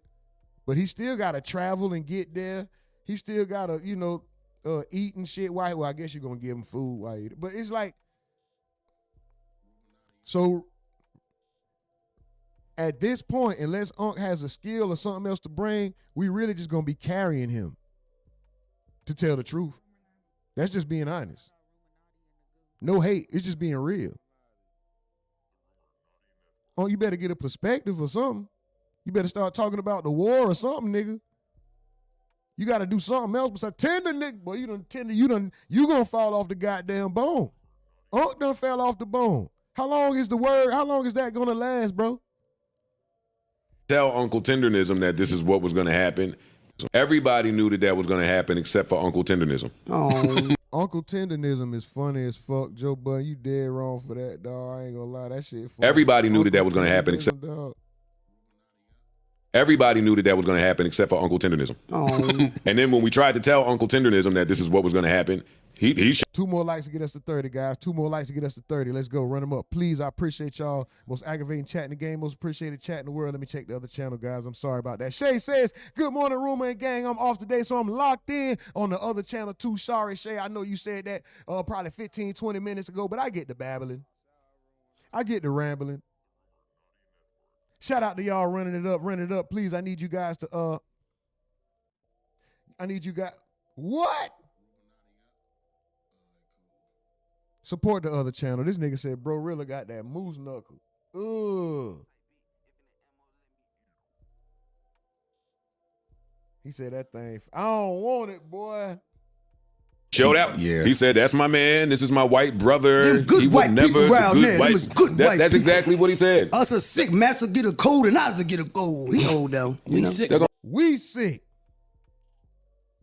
He one of them. Damn, they trying to say Unc one of them we sick niggas. Master sick. We sick. Yeah, he's old, bro. That nigga don't want to do that. That nigga don't want to do that. This old man don't want to cook no more. They trademarked it for apparel sales, for restaurant names. I don't know the third trademark. His name ain't on none of the shit. Anyway, we can move on, man. It ain't much more to be said about this. So you've already called him. It's done. I don't be talking this shit, okay? Right. That means I'm not like, and no pun intended, but you see me with, you don't never really see me holding money too much. Because one thing I got from Jay-Z, if you can. Hold on, let's go to Walt Instagram and see what he's talking about real quick. They talking about this shit posted. Hold on. And Walt is very, if you know about body language, man, listen, bro, Walt is unhappy. It's something to be said. Look at his posture. Our body language analyst always right. 100% no. Just like polygraph isn't always right because it's based on what, blood pressure or some shit like that, and some people, it's everybody's different, right? But it's a sign of. I know this is Mr. Tendernism, and I'm not even, but it's timidnism, right? Timidnism, but no, he's with the arms tucked behind the back, the leaning forward, the talking with the arms, tucked behind his back, the little, it's. Be able to beat, bro, your ass. Come on. Mr. Tendernism coming to y'all. I just got off the freeway kind of late at night, but I want to know y'all come on my page. Official Mr. Tendernism, Walter Johnson. Yes, sir. Y'all come on down now. I'm the Tendernism original. Not nobody else. The original Tendernism. Booyah. Unc ain't feeling that shit. Unc don't want to do that. I don't care what nobody say. Unc don't even want to do that. He wanted that deal. He wanted the white boy to do right, and he ride that off into the sunset. Unc wanted Nick to do right, and he ride that off into the sunset, plain and simple.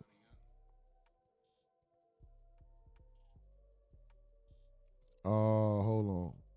I'm not,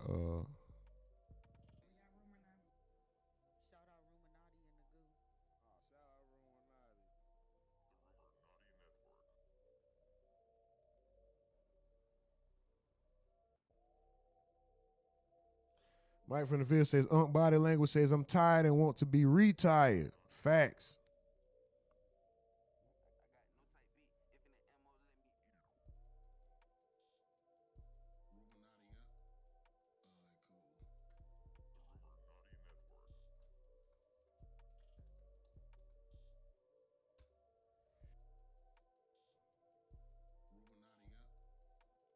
No views.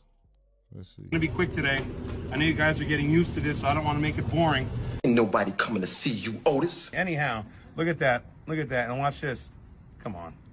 We're gonna try this first. Nice. Ain't nobody coming to see you, Otis. All these meats, I was already saying, like, even the vibrance Oh, he got a new Walt. Who is that? with the color there. And the flavor is insane. Yeah, the flavor is... Ain't nobody coming to see you, Otis. A little bit too much resistance on that. Slice is a little thick. Let's see what the flavor's like. Ain't nobody coming to see you, Otis. Flavor, buttery, good hint of smoke. Wow, tastes more like steak today, which is good. Ain't nobody coming to see you, Otis. This menu is what it is. This young man from Brazil, you already know me and... Don't touch me and push, boy, that's, yeah. Boy, you can't replace Walt, boy, they gonna be on your ass. Don't you start no IG. My background, we have people from all over the world working. Ain't nobody coming to see you, Otis. Destination, one in the nation. Damn, this must have been that last work. Damn, that might have been some of the last work. He trying to dance. Oh! He tried to shuck and jive. He tried to nig it up. Walt, you are fired. Tendernism is all mine. But I thought we were partners, Nick? I am tired of you stealing my spotlight, Walt. I am the star here, not you. The people live me, not you, massa. Sorry, Walt, the Tendernism trademark is all mine. But I am Mr. Tendernism. Sorry, Wall. You can use that work anymore without paying me. I thought we were friends. Walt, you are fired. Tendernism is... All right. Damn, Walt. Who said Unc not fired? Boy, it's an update, brother. Question I think everybody been wanting to know is, are you still at Destination Smokehouse? No, I'm not. I'm not at Destination Smokehouse. I'm with Tendernism now. I had to go on my own. Now, the craziest part about all this to me is the whole time Unc really needed that $5,000 from Keith Lee. So, update. We could not get to Unc. Security said it was over with for the day. They said that he was filming something.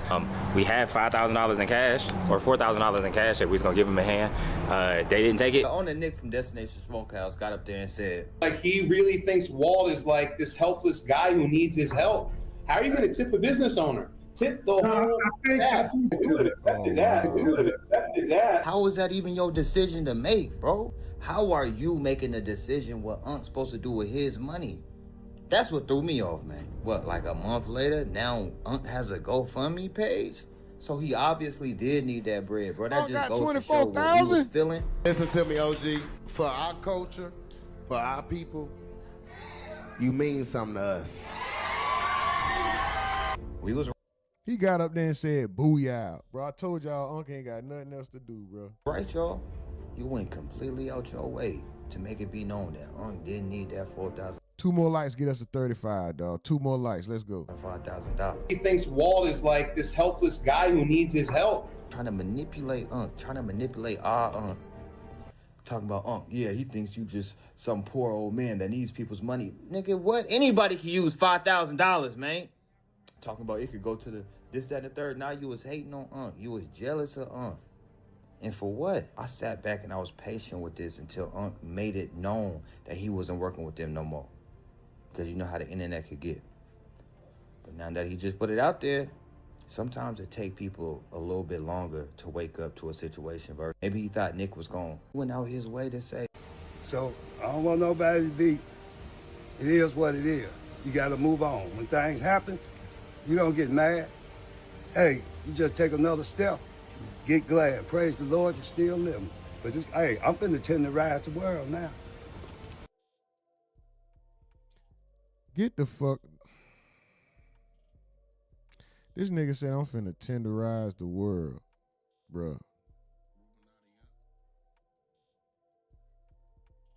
Hey, shout out to Unc, man. He got him 25K. That's crazy. Anyway.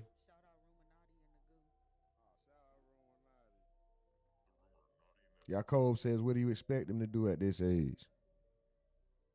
Oh, I've been stated my piece. That nigga don't want to do nothing. Unc don't want to work. I told y'all that. From here on out, if the internet cares so much, they're going to have to carry Unc till it's over for him, just to be honest. What is Unc finna do, bro? If he don't really cook, if he wasn't the cook, he wasn't the one with the recipe, none of that shit, what is Unc really about to do? But we can move on. We're about to. Mel says, feeling generous, donate to the RUMORNATI Network, $, the RUMORNATI Network on Cash App. Please send $1, send 2, send 3, send 3,000, whatever you want to send. Shay says, told y'all he got fired. Dude was jealous. Man, listen, I've been told niggas. This shit here, this was a story. This wrote itself out before it happened, bro. Niggas seen this shit, and not all that famous Amos shit. I'm talking about I seen the inside of this shit. I told niggas Unc was the dishwasher. Hold on, here go them steaks. Look at them damn steaks, boy. Unc ain't no real cook. Look at this right here. This is gonna be rare. It's gonna self-destruct after 10 minutes. That might be seconds. I'm finna put these old steaks on for boy. Look here. I got something for today. Yeah, this tendernism. Y'all ain't seen tendernism like this before. Yeah.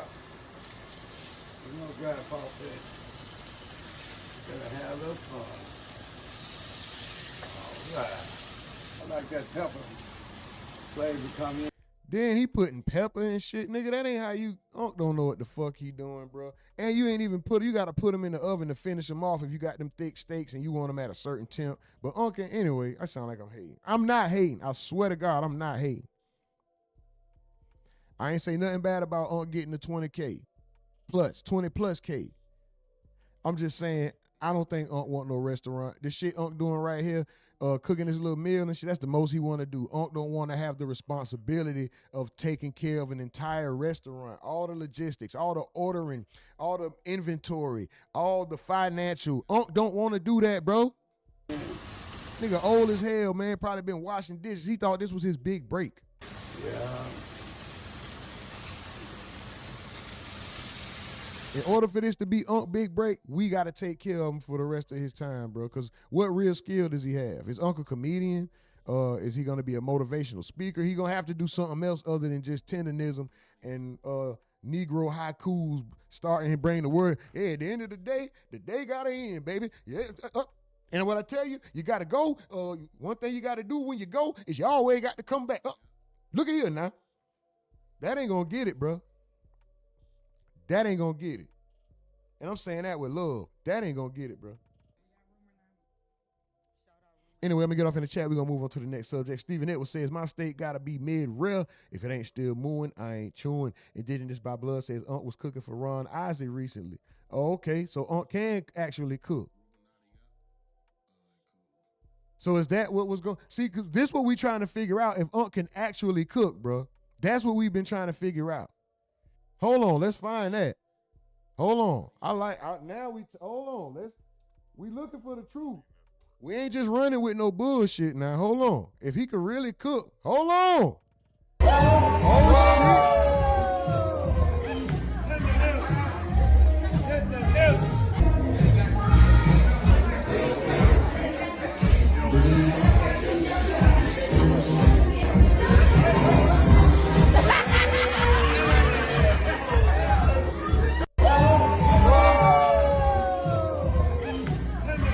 I need to see more. I don't know that he cooked it. I see you taking it off the bone. Did you cook the shit? I need to see you in the kitchen.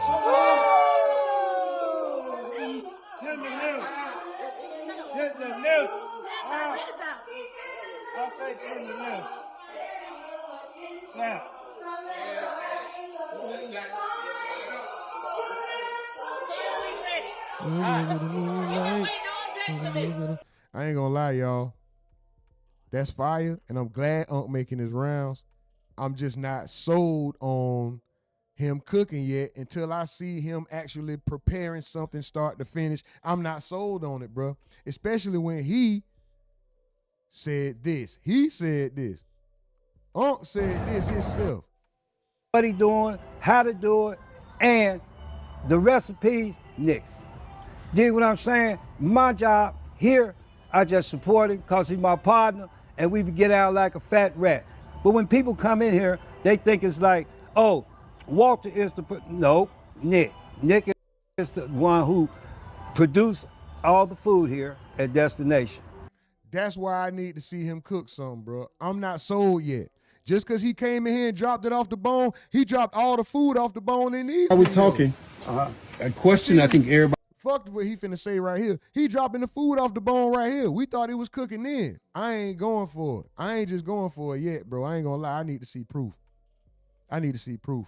Captain Tino says, Unc making a steak and cheese sub. Come on, bro. Come on, bro. I ain't going for that, bro. Hell no. Stephen Evans says, wait, he can't say tendernism anymore. I thought it was his trade. I thought it was trademarked. Yeah, by the other guy. Indigenous by Blood says true. He says they just booked him. That doesn't mean he can cook. Big Face says facts. Shay says that's Indigenous me. Shay says happy for him. Oh yeah, oh to me too. Facts. Definitely happy for him though that he allowed to make his rounds, whether he actually cooked or not. The fact that he's allowed to be able to make his rounds and keep going is a good thing. But I'm saying how long is he gonna just be able to take a piece of meat out of a bone and say tendernism? He has to, I feel like he's going to need more unless we're just going to carry Unc out until his days end, which basically means give him free money for doing the same thing over and over. That's like y'all paying the nigga to come to your party and do that little boosted dance, that wipe me down, where that nigga do this shit and throw his hat and whatever the fuck that, like, you, that's like paying that nigga to just, like, you done did that so much, like, what else do you have? That dude is like, I'm not saying he fell off, shout out to him, but I'm saying he didn't bring anything else, so he's not popping now. Unc don't have nothing else. You know what I mean? Like, Unc don't got shit else. XN says, so wait, y'all saying the elder was the bus boy? I hope not, but that's what it seemed. I don't know, bro. He listened to his word. This were his words, bro. So I don't know. Big homie says them steaks are Caucasian. That boy, that's funny. You ain't seen Unc cooking for Ron Isley. Mike from the Ville says steaks white as hell. Mel says feeling generous. Okay, for sure. Donate to the RUMORNATI. $ the RUMORNATI network.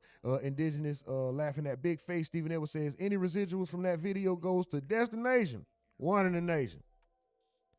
Big Face 901 says motherfucker will book anybody that's trending. They damn near book Bro Rilla at Ron Isley party. See what I'm saying, bro? Stephen Edwards says, I said that because he said tendernism in that Isley video. He didn't actually, I don't think he said it. Maybe somebody else said it. I thought it sounded like someone else said it, but I don't think he, yeah, if they own it, I don't know about the usage, the word. He can't put it on those shirts. He can't put it on those shirts. We're going to move on, guys. One more like and get us to 35. One more like and get us to 35. Let's go, y'all. Run it up, please. Mike from the video said, Big Face, that's funny as fuck. Damn, hey, listen, but on the real, I'm going to just end it off like this. We wish Unc the best. Hopefully, Unc finds his lane the same way. Hey, Unc doing better than me. When it come down to this social media shit, Unc is doing 10,000 times better than me. So I'm not hating. I'm just being, this is my opinion on what I observed. That's all it is. It don't make it right. I'm not the standard for what is and what ain't.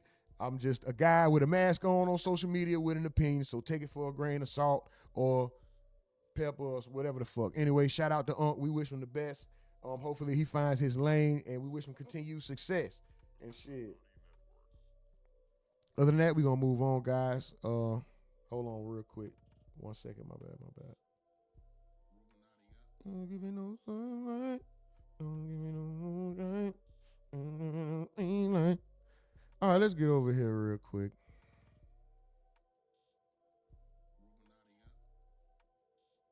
So y'all seen YFN this? Luchi just put. YFN Luchi cut off his homeboy. YFN Pound is not gang. Don't send nobody no money if they can't get me on the phone. The boy water has been officially cut off. Thank you. Have a nice day. So YFN Pound, PSA, your water has been officially cut off by YFN Luchi, bro. I don't know what you did or didn't do. Shout out to you. I don't know you. But yeah, Pound. The wells run dry, nigga. All right. Now let's move on. Bitch like me. Cardi B supposedly going at it with Stefan Diggs, right?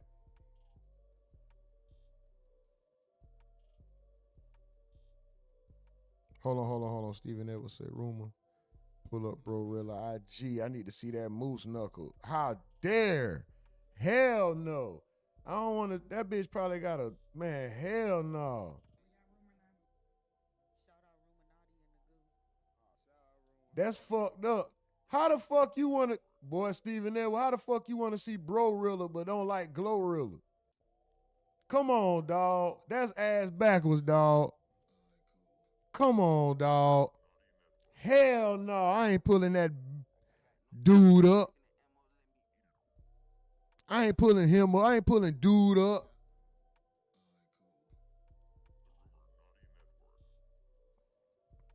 But yeah, Cardi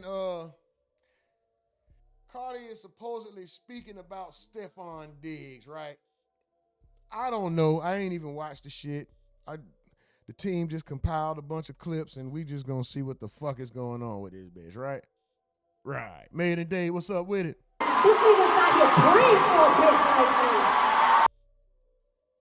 Dream for a bitch that has 3 kids. Wait, how many kids she got? Had a kid from another dude while she was pregnant. Ex-stripper who used to drug people and knock them out. These are your words. Like. Write that down. Can't be out here playing with a bitch like me. This nigga's out here praying for a bitch like me, nigga. Fuck out of here.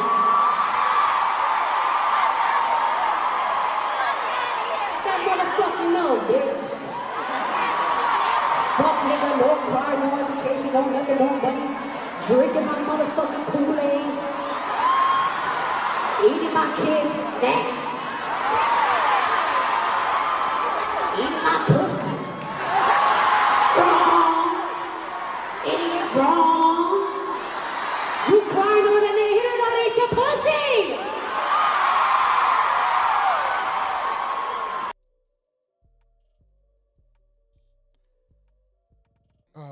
God. Hurt people hurt people. When you put yourself out there like this, you have to give yourself some kind of armor because the world's gonna tear you down. Her and Stefon Diggs are both whores. Her and Stefon Diggs are both disgusting sluts. And I don't know. That's what happens when one person is more serious than the other. I don't know what the fuck made you think he was gonna stop having a community penis because you came in the picture. Like you think you really just that bitch. You are to maybe somebody. Me, I use me to somebody like me, right? Run of the mill, regular working civilians, regular salary. I have to go do other things like I may have to DoorDash or you know what I'm saying, do shit like that to make ends meet, or trying to get social media popping and shit like that, right? Just a regular person, Yeah. I'm not gonna fumble. I'm gonna abide by the rules, right? I'm gonna alpha beta myself. You know what I mean? I'm still a man, but I'm also know I need to stand down a tad and be a little bit more pliable and be a little bit more pliable and compromising, and maybe a bit more considerate to the things that she is suggesting and shit like that. Because this bitch got the money. She got the millions of dollars. Me being with her is simply going to put me on anyway. So to a nigga like me, yes. To a nigga that feels like he has the world at his disposal financially, he's a football player with a known face. A lot of football players, people don't even know who the fuck they are. Basketball players too, even though they don't wear a helmet. A lot of people don't know who the fuck they are upon first look. This guy has positioned himself to be a known face, so he has popularity and relevance. He has money. You know what I mean? He has the I guess you would say, for lack of better terms, the character of a ladies' man. That's how they present him. Like he messes with a lot of women and even some other allegations of other stuff or whatever. But he's supposed to be this sex dude or whatever the fuck. They give him this character to follow him. So he's not looking at Cardi B with the same, putting her on the same pedestal that, not saying anybody should, but like somebody might be more lenient to her bullshit or her suggestions or whatever when, they not on her level financially or something, and it's like a come up. In this case, you just another bitch to him. You just another bitch to Stefon Diggs. A known one, but you just another one. Finger popping you with dry ass fingers. I could go on for days, ladies. I could put me on the phone with that nigga. I'm gonna violate him for you. Call me, bitch. I know how to fucking kill a nigga private. Call me, bitch. I'm your sister. I'm your big sister. Let's go.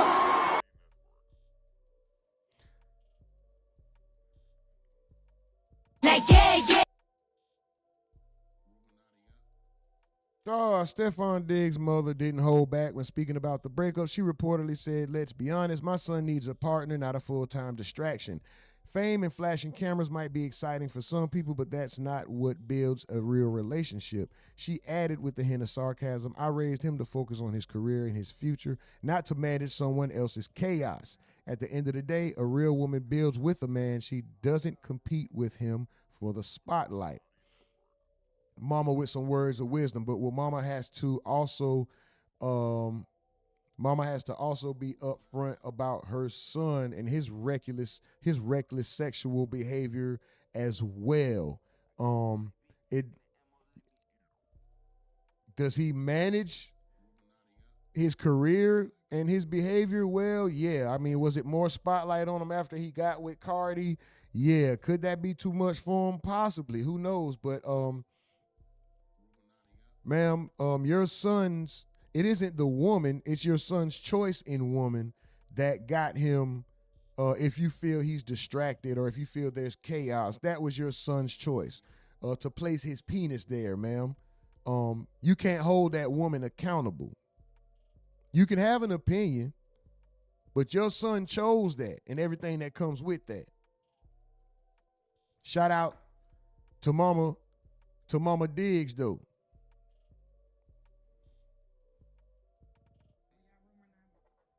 Shout out to Mama Diggs. All this shit is old, though. All this shit is old. This is the most recent. And it wasn't even sure that it was about Stefon, but it says Cardi B speaking about Stefon Diggs or with question mark. I don't know if they were trying to say Offset or if they were trying to, but really, she could have really just been y'all think she was just sending a message to the women? No, she was talking to somebody too. She was talking to somebody herself. But anyway, Cam Newton, this clip kind of has some traction too. We're going to just let it play a little bit. Cam Newton didn't hold back on Cardi B and Stefon Diggs' breakup. Mike from the Ville say shit going to be flapping like a cape. That boy Phoenix say every extra booty skin might be worse. Ugh.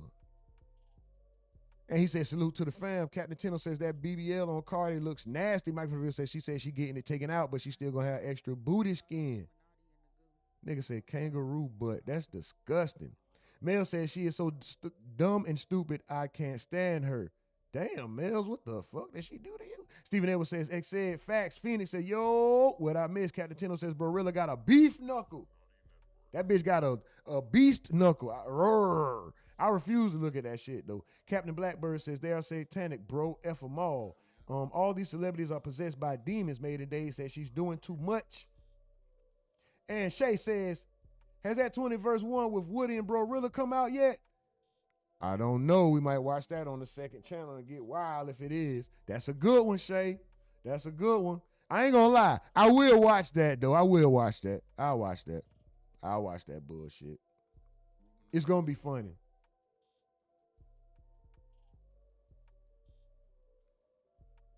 Big homie say Cam Newton need a new stylist. Do he have a stylist? I really feel like bro throw on anything. Like he got that, he got that fuck it money. Like I can wear this and I can get away with it because I got bread. Mike from the Ville says, Tuck. Dog.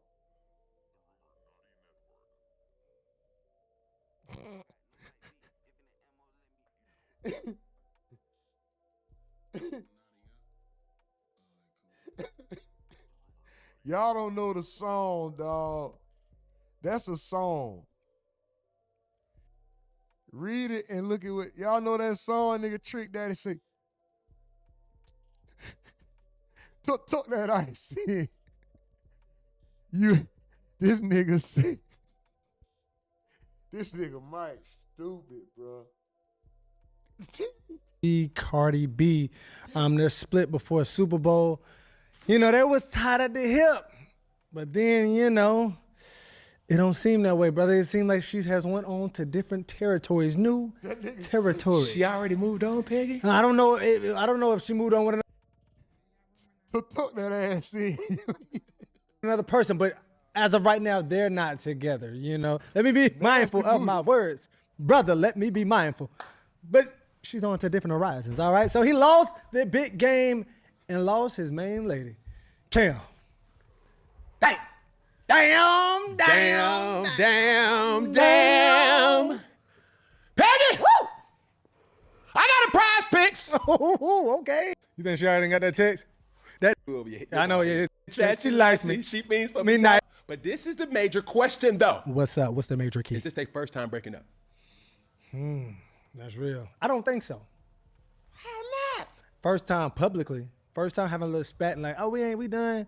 I think they got right back to it real quick. It seemed a little. Because the first one don't count. Anybody in a real serious relationship, the first time you break up with somebody, it don't count. Yeah.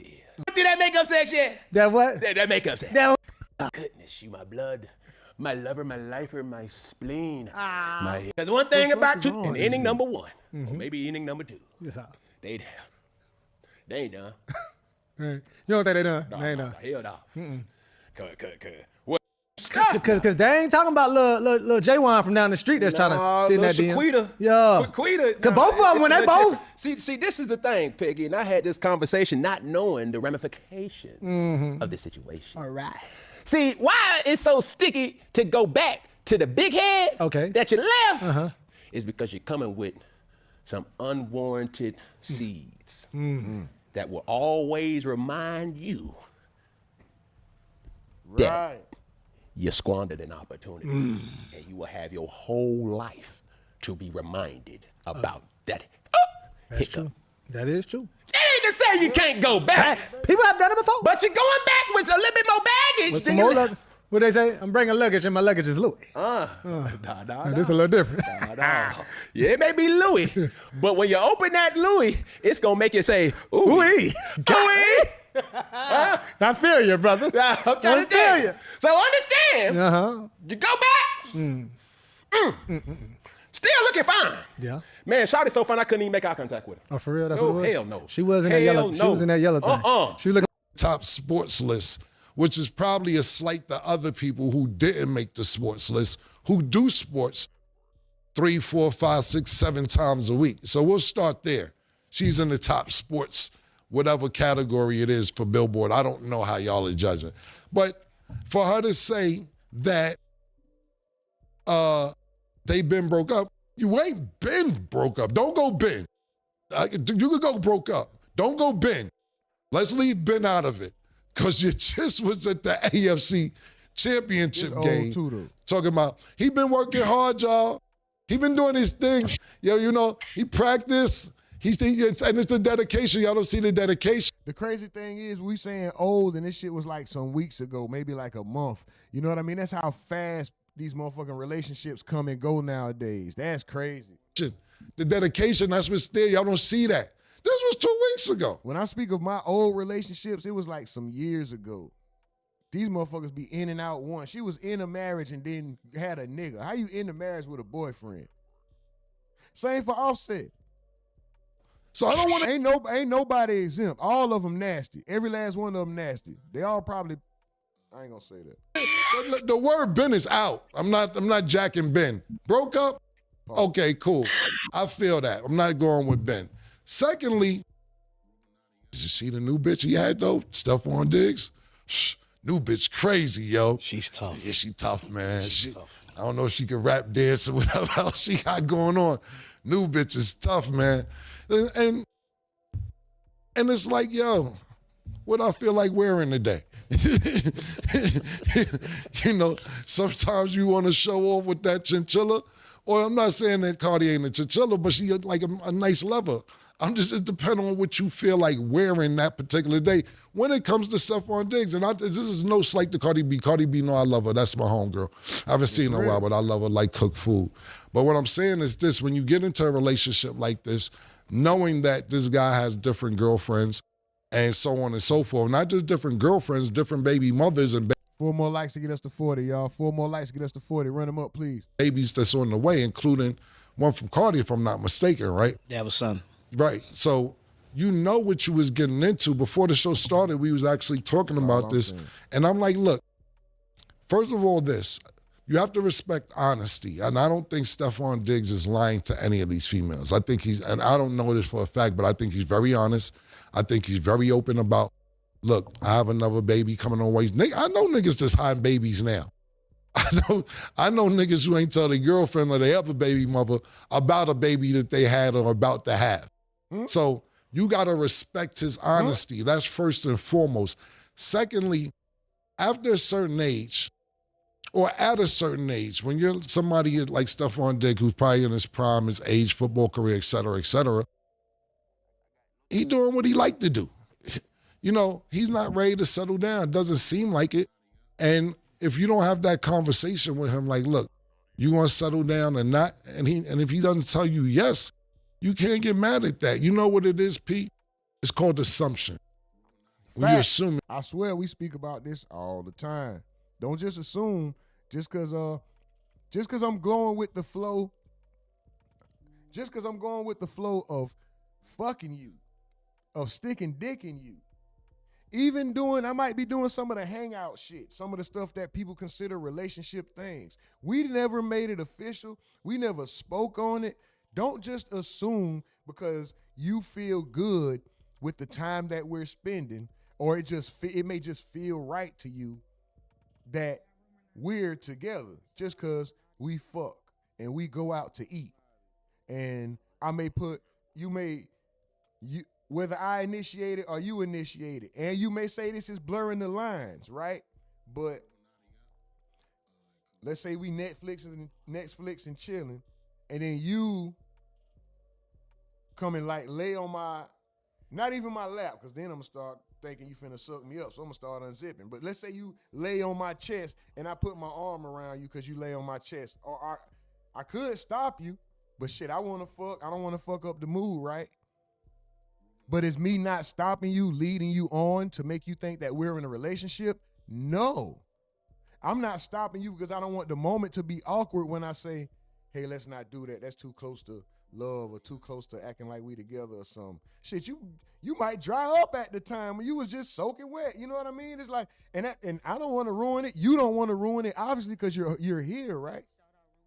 But what you can't do is go in with the assumption that us fucking, us going out to eat, us spending time or whatever is gonna make this more than what it is. You gotta have some clarity. Women, get clarity. Don't ever assume. We're gonna smash as many times. Hulk smash. We're gonna smash as many times as you let us, no matter what the situation. And we will do that for years. Do you know we will have sex with you for years and never, ever initiate a relationship? I'm speaking to you as a man. We will have unprotected sex with you for numerous years and never have plans on initiating a relationship, even though we don't want you sleeping with nobody else. Never assume. Don't give your pussy away on an assumption. Give it away because you want to do it too.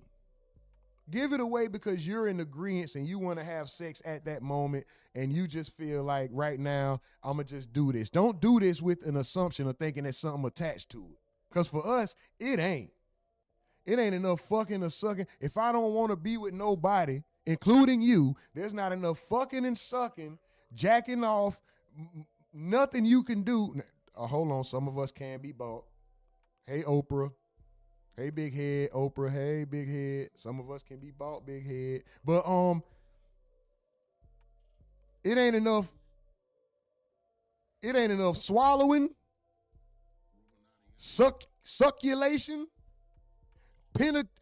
letting us penetrate whatever hole, hand jobbing, cooking, cleaning, concern. It ain't enough of that. Nothing to make a nigga just change their mind if they don't want to be that. If they don't want to be in a relationship, don't want to be with you. So never give your pussy away with an assumption attached to that motherfucker. I mean, you want to get the best seat. Nigga will fuck you raw for years. No intentions on making you anything other than a sex partner. Believe that. You know what I'm saying? Yo, I'm fucking 20 times platinum. So you assuming that that's your seat. Right. But then I might like this for that seat. You get what I'm saying? So that's my point being is this. You know what you got into when you got in this relationship. Secondly, if you don't communicate, lack of communication destroys the nation. If you don't communicate properly and say, yo, make sure that bitch don't be there. This nigga made in days stupid. That nigga said, Steve Harvey, stop letting them know all our secrets. This nigga, wow. Big homie said, what the fuck did I just come back to? Mike from the Field says, yeah. Ours always had the hot bar with the mac and cheese, fish, ribs, pulled pork, etc. under the hot light. What the fuck is y'all talking about with that food at? Damn, that sound good. Mel says double standards are so annoying. Stephen Edwards says, we ain't got that here. What y'all ain't got? I want some food. Publix is the jewel. Oh, the jewel, Roscoe. They looking like I cooked them. Who got some ribs? You don't saw with the laughing emojis. Publix always had ribs under the hot light. They got some new ribs. Yellow D says Cardi got that Halle Berry syndrome. Can't keep one. Facts. Facts. Facts. That's Yellow D. You ain't lying. Captain Tino says, isn't Stefan Diggs a mook? I don't know. Mike from the Ville said that nigga pull-out game super weak. Phoenix said he had 5 pregnant at once. Damn, Stefan got another one already.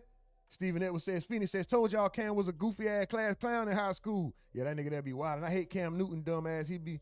I hate Cam Newton, dumbass hats he be wearing, Captain Tino says. He said Cam Newton is a weirdo. Mike from the Ville says, 80s news reporter hat wearing and detective hat wearing. Yeah, Shane. Super sleuth hat wearing about to get on this nigga. Stephen Edwards said, this nigga fit is horrendous. They getting on that nigga Cam Newton. I don't know what he got on. Captain Tino says, Cardi B's sister look better anyway. He said Cam Newton's name is Fig Newton and why he moving like that. That boy Mike from the Ville stupid. Yeah, he was doing some weird shit. I had to get up out of there. Mel says she was definitely talking to Steve. Why would she say eating my kids' snacks if she was talking to Offset? Phoenix says at least she'll cover it up now. He talking about that saggy ass. And Mike from the Ville said that bitch look like some baggy jeans. Y'all wildin'. Tuck that ass in you and you ain't assed out. Tuck. Lights on, lights off.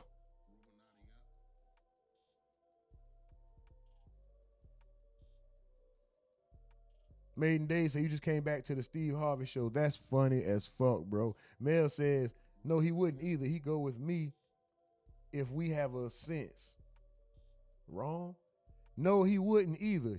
Hold on, Mills. Whatever you saying ain't coming in clear. Said, no, he wouldn't either. He go with me if we have a sense. Wrong. Big homie says, big facts. I got a chick I just been messing around with for 5 years. We never been in a relationship. It gets, okay. Uh-oh. My bad. I wasn't supposed to read that. That nigga Stephen Edwards said, you got to tie a knot. Then he said, nah, don't be like me. Y'all niggas wild. Go on and tie the knot and make it official. Let's make this official.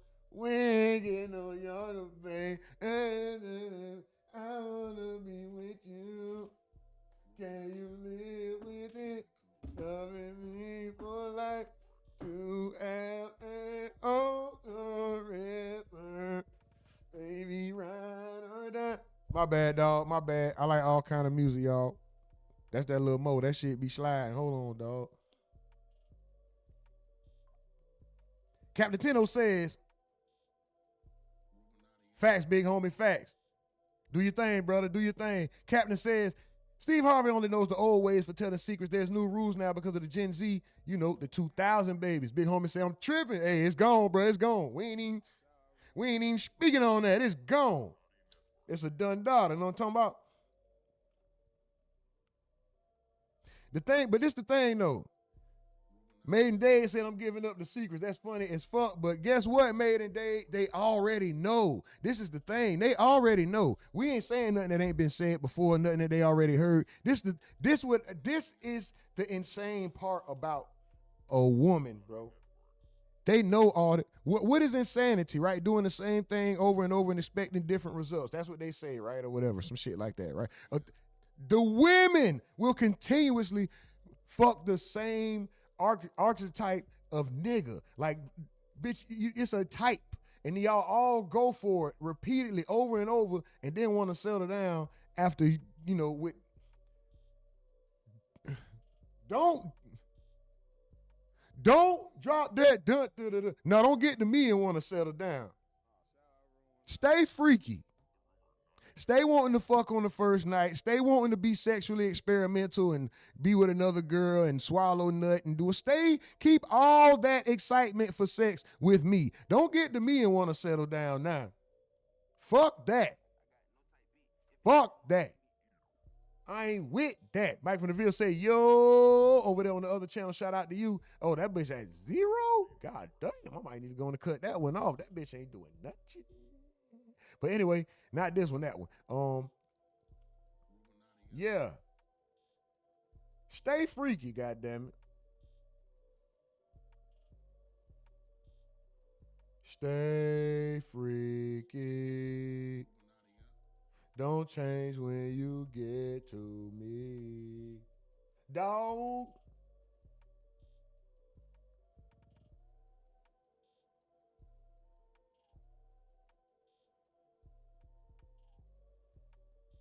Big homie say blame the czar. bless the trap. Finny said that freaky phase don't need to end when she meet me. That's a fact, bro. Don't end that shit when you meet me and want to settle down and shit now. And then just to go back and be a freak for somebody else again. Like you finna, then once it's over, once you try to be loyal with me and friendly and a wholesome woman with me, you gonna go back right to the freak shit. Just stay a freak. Yeah, I want to be there. If you don't have that combo, you can't assume that you're going to be in that position. That's my, lack of communication destroys the nation. If you don't communicate properly and say, yo, make sure that bitch don't be there, I want to be there. If you don't have that combo, you can't assume that you're going to be in that position. That's my personal opinion. But look, I think, yo, Offset happy. Offset. What did he post? Offset, he posted something. Another one bites the dust. Yeah, another one bites the dust. Yeah, you seen that. No, yeah. What you think, Pete? Home game, away game, same result. Yeah. Another one bites the dust, man. I don't know what Stefon Diggs was doing much different than Offset was doing. Yeah. See? No, he was doing it differently because okay. Stefon Diggs was ruling with an iron fist. You know, he lets you know this is what it is right now. You know, Offset probably could have got the same thing, but he went about it too smooth. He had to put his feet down. You know what? Listen, these the double standards. You already was a hoe. Some niggas going for that. Some niggas want to change a hoe into a housewife. Not want to. Some people just don't mind your past. And a person may consider that selective, or some women even consider that a thing of insecurity if a man, if your past determines how serious a man takes you or not. Some women consider that insecurity. To each their own, right? I'm saying this because males ask, what if I see every bit of you and I feel like you could be the one, so now I'm gonna change up my style. Okay, but with that being said, as a man, we see you may want to not be a hoe no more, not you particularly. I know this is in general. A woman may not want to be a hoe no more when she meet a certain man, or she may want to switch her lifestyle, like, oh, I think he's the one. But we already know your lifestyle. The damage is already done. And this is the double standard in life. They work for and against everybody, but there is a thing of double standards. We can have a super promiscuous background and not be judged by it as harshly as a woman. We can have a triple digit, some people even quadruple digit number of sex partners in our lifetime and not be judged as harshly as a woman with the same thing. We can have multiple sex partners in the same day. We can have a train of women. We can have a woman run a train on us, and we'll get high-fived and damn near praised, not only by men, but other women, and looked at as a sex symbol, as opposed to a woman who gets a train ran on her by multiple men is looked at as a whore and a slut and a piece of scum, or a piece of gum under the desk or something like that. You know what I'm saying? Like, it's just, these are the double standards in life. So you can't have had trains run on you, been on video, slapping meat all on your cheek, you know what I mean, swallowing whoever, having sex with whatever, and then want to settle down when you get to me, when you get to moi, when you get to some filet mignon, and you been out here letting hot dogs and prime rib, nigga, you got me fucked. I mean, hot dogs and chicken tenders. When you start going up a little bit, you meet something that you consider filet mignon and not a chicken tender, you want to change. It's too far gone now, though. You done gave yourself to so much chicken tender. You done had so many chicken tenders, you bloated. You backed up. Your insides is ruined. You ain't even fit for filet mignon. You might get a sample of the filet mignon, but this ain't gonna be your continuous delicacy. It's not gonna be just for you to have. Yeah, you may get a taste or a piece of the filet mignon, but it ain't just for you. You had a grab bag. The man is the one who got to change and settle down and stop doing the fucking for the relationship to be right. Not the woman. Oh, let me stop fucking around. What? Man, get the fuck. No. Tame your pussy before you get to the one. Stop being hot with your pussy before you meet the nigga that you think is the one. Don't wait till you meet the nigga to slow down. Slow down first.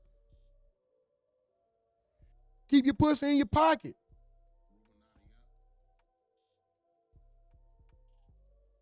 Oh, that's a good point, Mace, is that a lot of girls say if you would have kept it real with me. Yeah, then, I could have handled it. Yeah. That's cap. A lot of women say that, they be lying. When you keep it real, guess what they do? Y'all know what y'all still do? Get emotionally attached. But sometimes I be cat with certain niggas. Certain niggas, they just ain't letting them get away with that. But they'll let the next nigga get away with that. You know? Yeah, he wasn't. He should have been frozen. You know. Right. Right. She might feel like, oh, you're not supposed to be playing like that. You a good man. You supposed to. Bitch, I am a dog. I'm a mutt. I was doing it. I was frozen. You know. They know it was no emotion coming from me. Like what you saying back when it was $8? Ice cold. Ice cold. Ice cold. Like, give me an example of what you're talking about.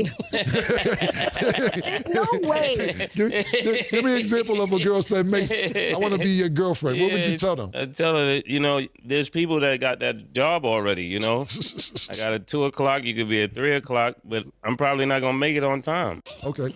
And would they accept that? You got to. It's too many. It would have been too many to think he can dodge all of them. It's like you're going to get away from 3 of them, but you get caught by about I'm talking about you. Would they accept that from you? Yeah, because I lead with it. Some guys lead with their pocket, you know, so I was leading with that. It's like, sweetheart, it's not realistic that I'm going to be with one person. Right. Did somebody ever try to fight for your love and say, come on, man, how long you going to do this? Yeah, all the time, but they know. It's people you know you can lock down, and there's people you know you can't lock down. Got you. I feel. What that Ray J song was, I hate to bring up a Ray J song, but you ain't gonna tie me down, tie me down, tie me down. You ain't gonna tie me down. You're not gonna tie me down. That's crazy. Oh, no. It's easy. That's easy. That's easy work. Yeah, that's easy work. That's easy work, guys. Don't even, we don't even pay that no attention. Don't do that. Kitty Mac says, women don't want a good man. They want a yes man. Big Homie says, oh yeah, we ain't worrying about dude. Stephen Edwards says, a pocket pussy is wild work. Keep that shit in your pocket. Young Saul says, stay single, bro. Phoenix 44 says, Cardi used to date. Oh, wow. Yeah, she used to, I'm going to say allegedly, because this bitch like to sue, and I ain't got no millions, bitch. You ain't even going to get 4,000 from me.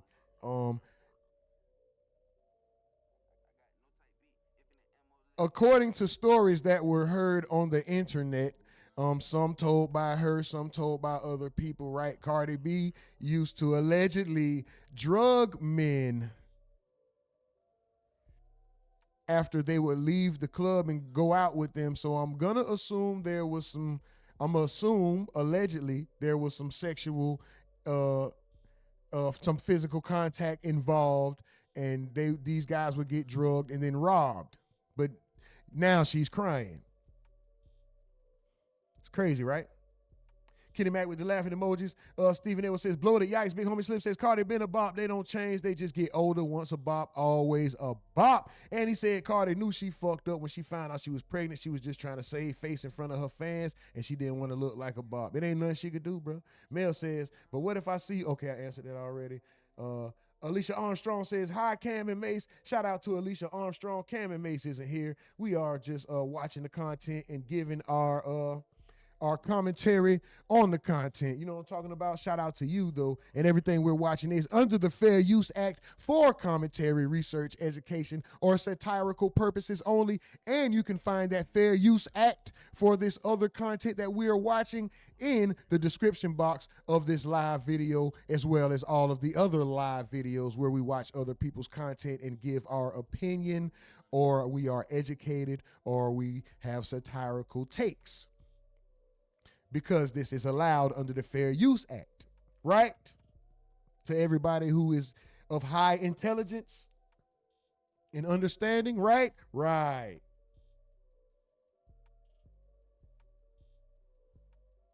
Stephen Edwards says, you knew what I did there, Rumor. I see you. Big Homie Slim says, it's no allegedly. She told the story, then made a movie out of it. I'm just saying the bitch get to suing. I ain't got it.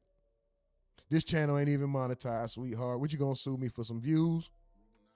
Give me them views, nigga. You can have them. You can have them. Mel says, all of y'all are some dogs and some mutts. I'm disgusted by dating in 2026. I think I'm gonna be a hermit. Mike from the Ville says, Mel, you just ain't found the right man. One man is not a reflection of another. That's a fact. Just like, even though I'm generalizing when I speak on men and women, I'm not speaking for all men or about all men or about all women. I can't speak for women, but I'm not speaking about all women. It's just generalized with, it's the populace of a small scope of the grand. You know what I mean? Like, this is just in a small bubble of the grand entirety. This isn't speaking on every single black woman, every single mother, every single white woman, every single mother, no, it's not that at all. There are great men and great women out there somewhere. I don't know where, but they are out there. There are people with genuine intent that love wholly, that have their guard down enough to allow trust and love to come into their life. You got to find somebody who's even willing to allow that. Some people's guards are so up, or they're so consumed by whatever it is that they're into, they ain't even got time for love and all that shit. So you got to find, this is to any woman. This ain't no Dr. Phil to you. This is for every man and woman, period. Just to people, period. You got to find somebody that's on the same level that you're on. You got to find somebody that's looking for what you're looking for, that or at least something close to it. You understand? Like, a lot of women, once again generalizing, a lot of women want the guy that either don't want them, or they want the guy in a position that the guy don't want to be in. He may want you, but he may just want you physically. He may want you, he may just want you for the time being, sexually or something. You know what I mean? He may want you to be around but not be with you. And it may be a long-term thing. We might be fucking for years, but I might not see you as the relationship type. But as long as you're gonna let me fuck, especially if I'm already doing you how I want, it's almost no need to even, so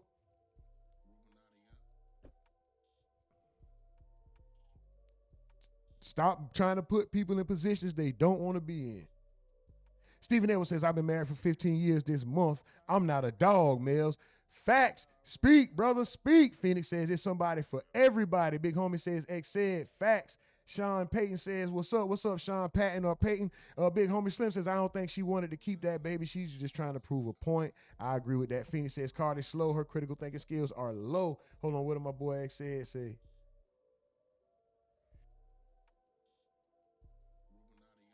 I might have missed it, bro. All right, I might have missed it.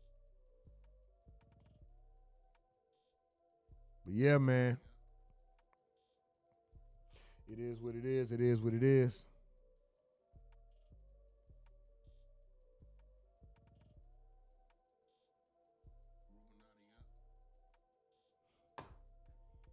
Ooh. I'm gonna I'm a mutt. Ooh, ooh, ooh. Y'all seen this? What is up? How y'all doing, man? Make some noise, man. How y'all doing? That's right. Welcome to the 2026 NAACP Trump Image Awards, ladies and gentlemen. Yes. We had to do that. Yes, he wants his name on everything. I apologize. Yeah, if we didn't do that, we'll go to commercial and come back and an episode of Matlock could be on. So that had to happen. One of the biggest stories in the news right now is those files, though, right? Those files are like everywhere. Everybody talking about them or whatever. But you know one thing I thought about those files? I knew there wasn't no black people in those files. No, it wasn't no black, because that ain't our thing. 4 more likes get us to 50, y'all. 4 more likes get us to 50. Let's go. You know what I mean? That ain't our thing. We like grown women. You know what I mean? Grown women with a 401k, you know? Women that can fold a fitted sheet, you know? You got to be a special woman to fold a fitted sheet. Some of y'all still balling it up, you rookies. Now, NAACP. I ain't gonna lie. Folding a fitted sheet is kind of difficult. But it can be done. I want to do something a little different. I want to buy a curse word. All right? I know we ain't supposed to curse on award shows, but I need this to put emphasis on what I'm trying to say. All right? So charge me for this curse word. Here we go.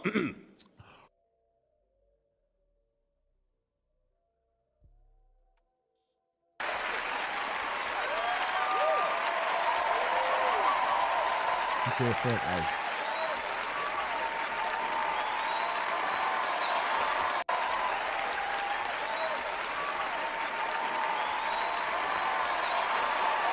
Who is that? Who is that? Turtleneck wearing ass. Look at this. Never mind. I'm finna get on this fat. Forehead. Go ahead. Forehead.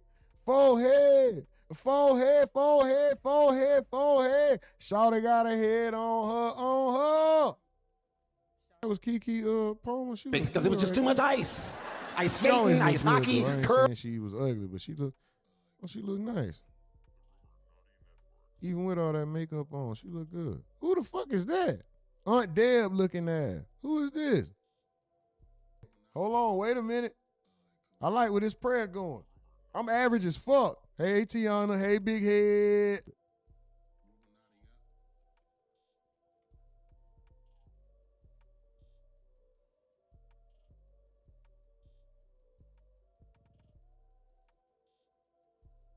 Hold on. Let's see real quick before we get up out of here. Hold on, dog.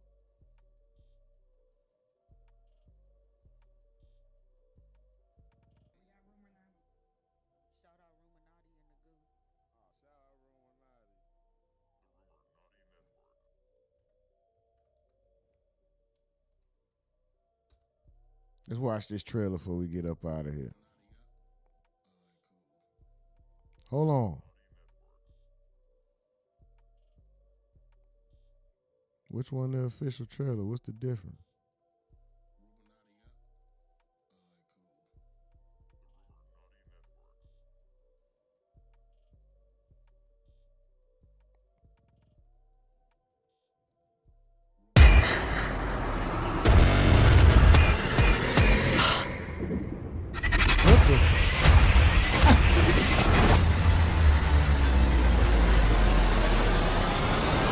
Guess who's back?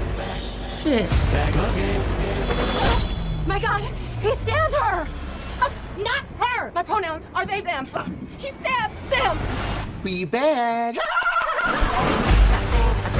There's a serial killer on the loose. Hello, Tuesday. I have been preparing for this for years. Hello, Mother. You look like shit.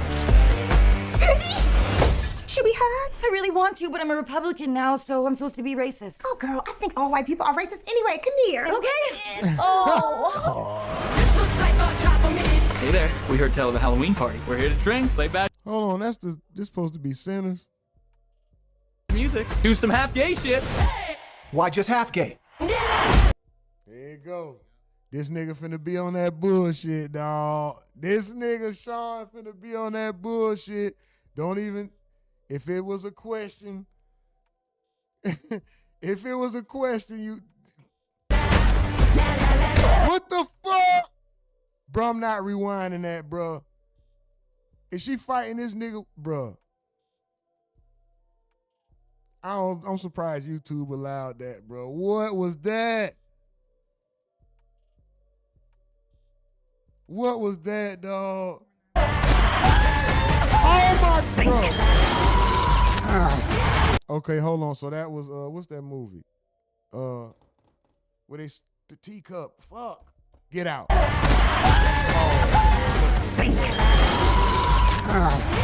They racist as hell with all that cotton. What movie? What the fuck?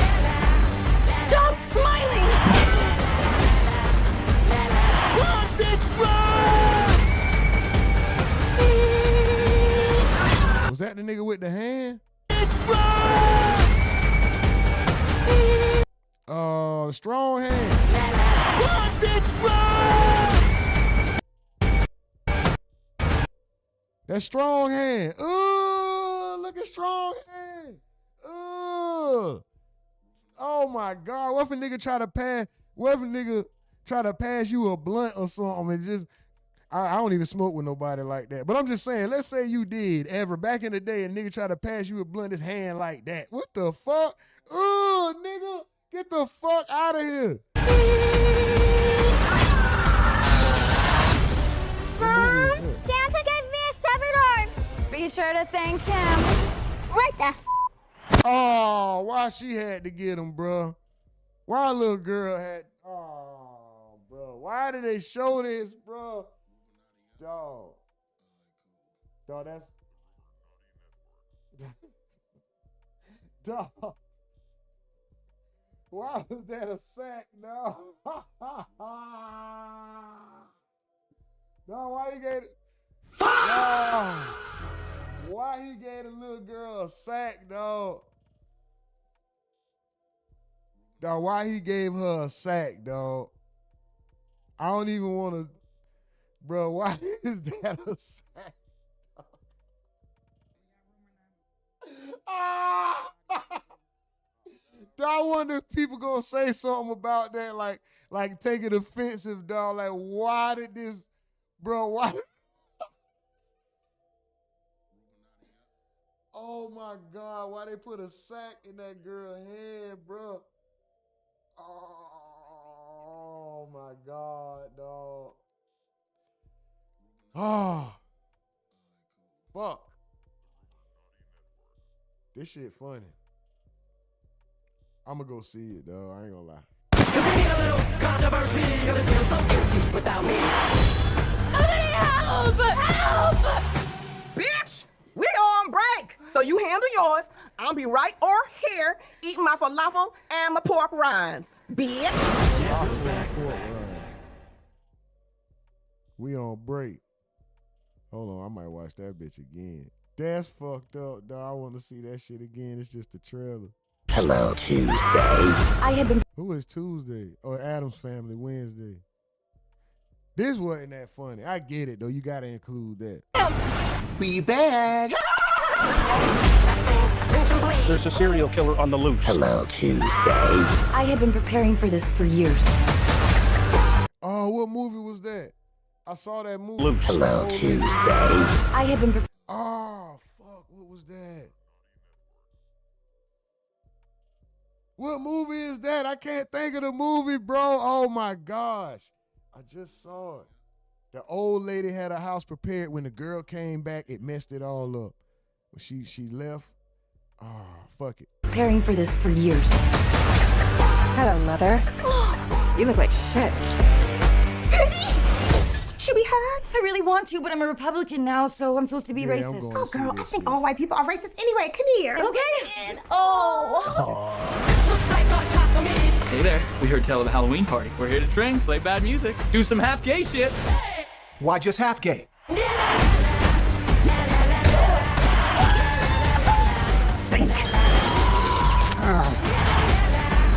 Stop smiling!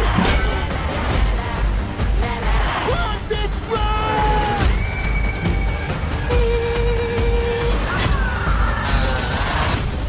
Mom, Santa gave me a severed arm.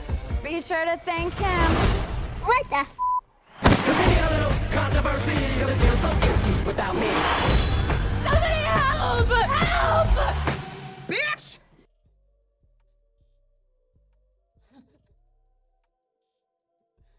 Why she say bitch like that? Oh man. This shit gonna be funny, dog. This shit gonna be funny. I ain't gonna lie, I can't wait. I can't wait, dog. I can't wait. Hey man. Excuse me. We about to get up out of here. Make sure you guys are subscribed to the RUMORNATI Live. Make sure you subscribe to RUMORNATI Live, the backup channel. We went live over there yesterday. We're going live over there today. This channel right here. We trying to run them subs up. We trying to run them subs up. The numbers is low. We need the help. We need the activity. This is a call to arms. No, really though. We need some help, guys. We need you guys to tune in, subscribe to this channel, tune in when we go live. We're trying to get the watch hours up. We got to get monetized over there first. It is what it is. You know, we ain't crying about nothing. Whatever happens, happens, whatever. But we got to get monetized over there first, guys. We working. We need the help. We need the help. We're going live over there this afternoon. I don't have an exact time. But just like yesterday, what I said, 3, no, I said 4. It ended up being 5:30. We're going to be there. We are going to be there. I need you guys to go to the other channel, subscribe to the other channel, and make sure you come through for the live this evening. We're going to find one topic. We're just going to dig in, have fun over there. We might get on some TI shit. Who knows? But you guys could, we'll let you come up if you guys want to come up, all that shit. We'll do all that on the second channel this evening, man. I appreciate y'all for rocking out. Shadow Loke, I see you. Captain Tenno, I see you. Phoenix 44, he said they might, they funny as fuck. This might be the best one. Captain Tenno says, I think the movie is called Mother. Oh, right.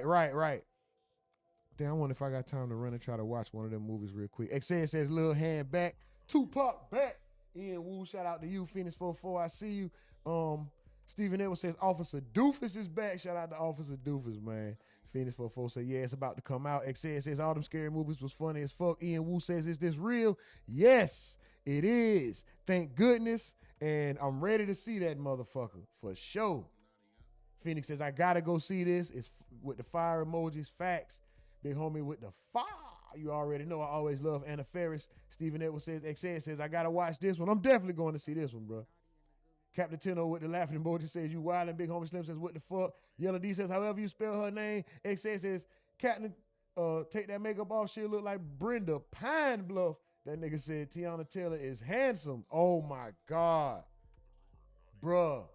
Captain Tenno said, he said that nigga said Tiana Taylor is handsome. Who said that? You talking about, my bad, what you call it? Young Saul, he said he called her handsome. That shit was funny as fuck. Phoenix said Tiana handsome, LOL. I remember Tiana was damn near a boy back in the day. She fine as hell. Yellow D said, Stephen Evans says, Phoenix, you ain't shit for that. That nigga funny. Yellow D said, remember my Super Sweet 16 on MTV? She thought she was for real. Big homie said, always been. Kiki Palmer's fine. Phoenix said, that's Miss Duval behind her. Shout out Miss Duval. I don't know where she at. Shout out Lil Mama. Shout out Larry Law. Shout out anybody who, anybody's name I forgot, man. Charger to my mind, not my heart. Shout out to Shay. Shout out to Stephen Edwards, Phoenix 44, Mike from the Ville, Mills, Larry Law, Sean Payton. Where my nigga Ruger World been at? Shout out to Ruger World. Where we at? Big homie Slim. My nigga Stephen Edwards. Kenny Mack. Young Saul. Alicia Armstrong. Maiden Day. What up with it?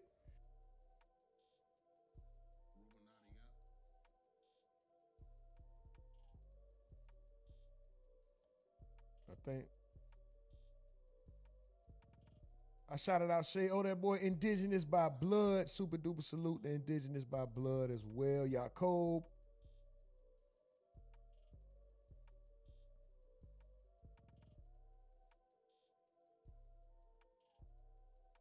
I'm trying to go up far as it'll let me go. That's far as it'll let me go, guys. And all the rest of the names have been called.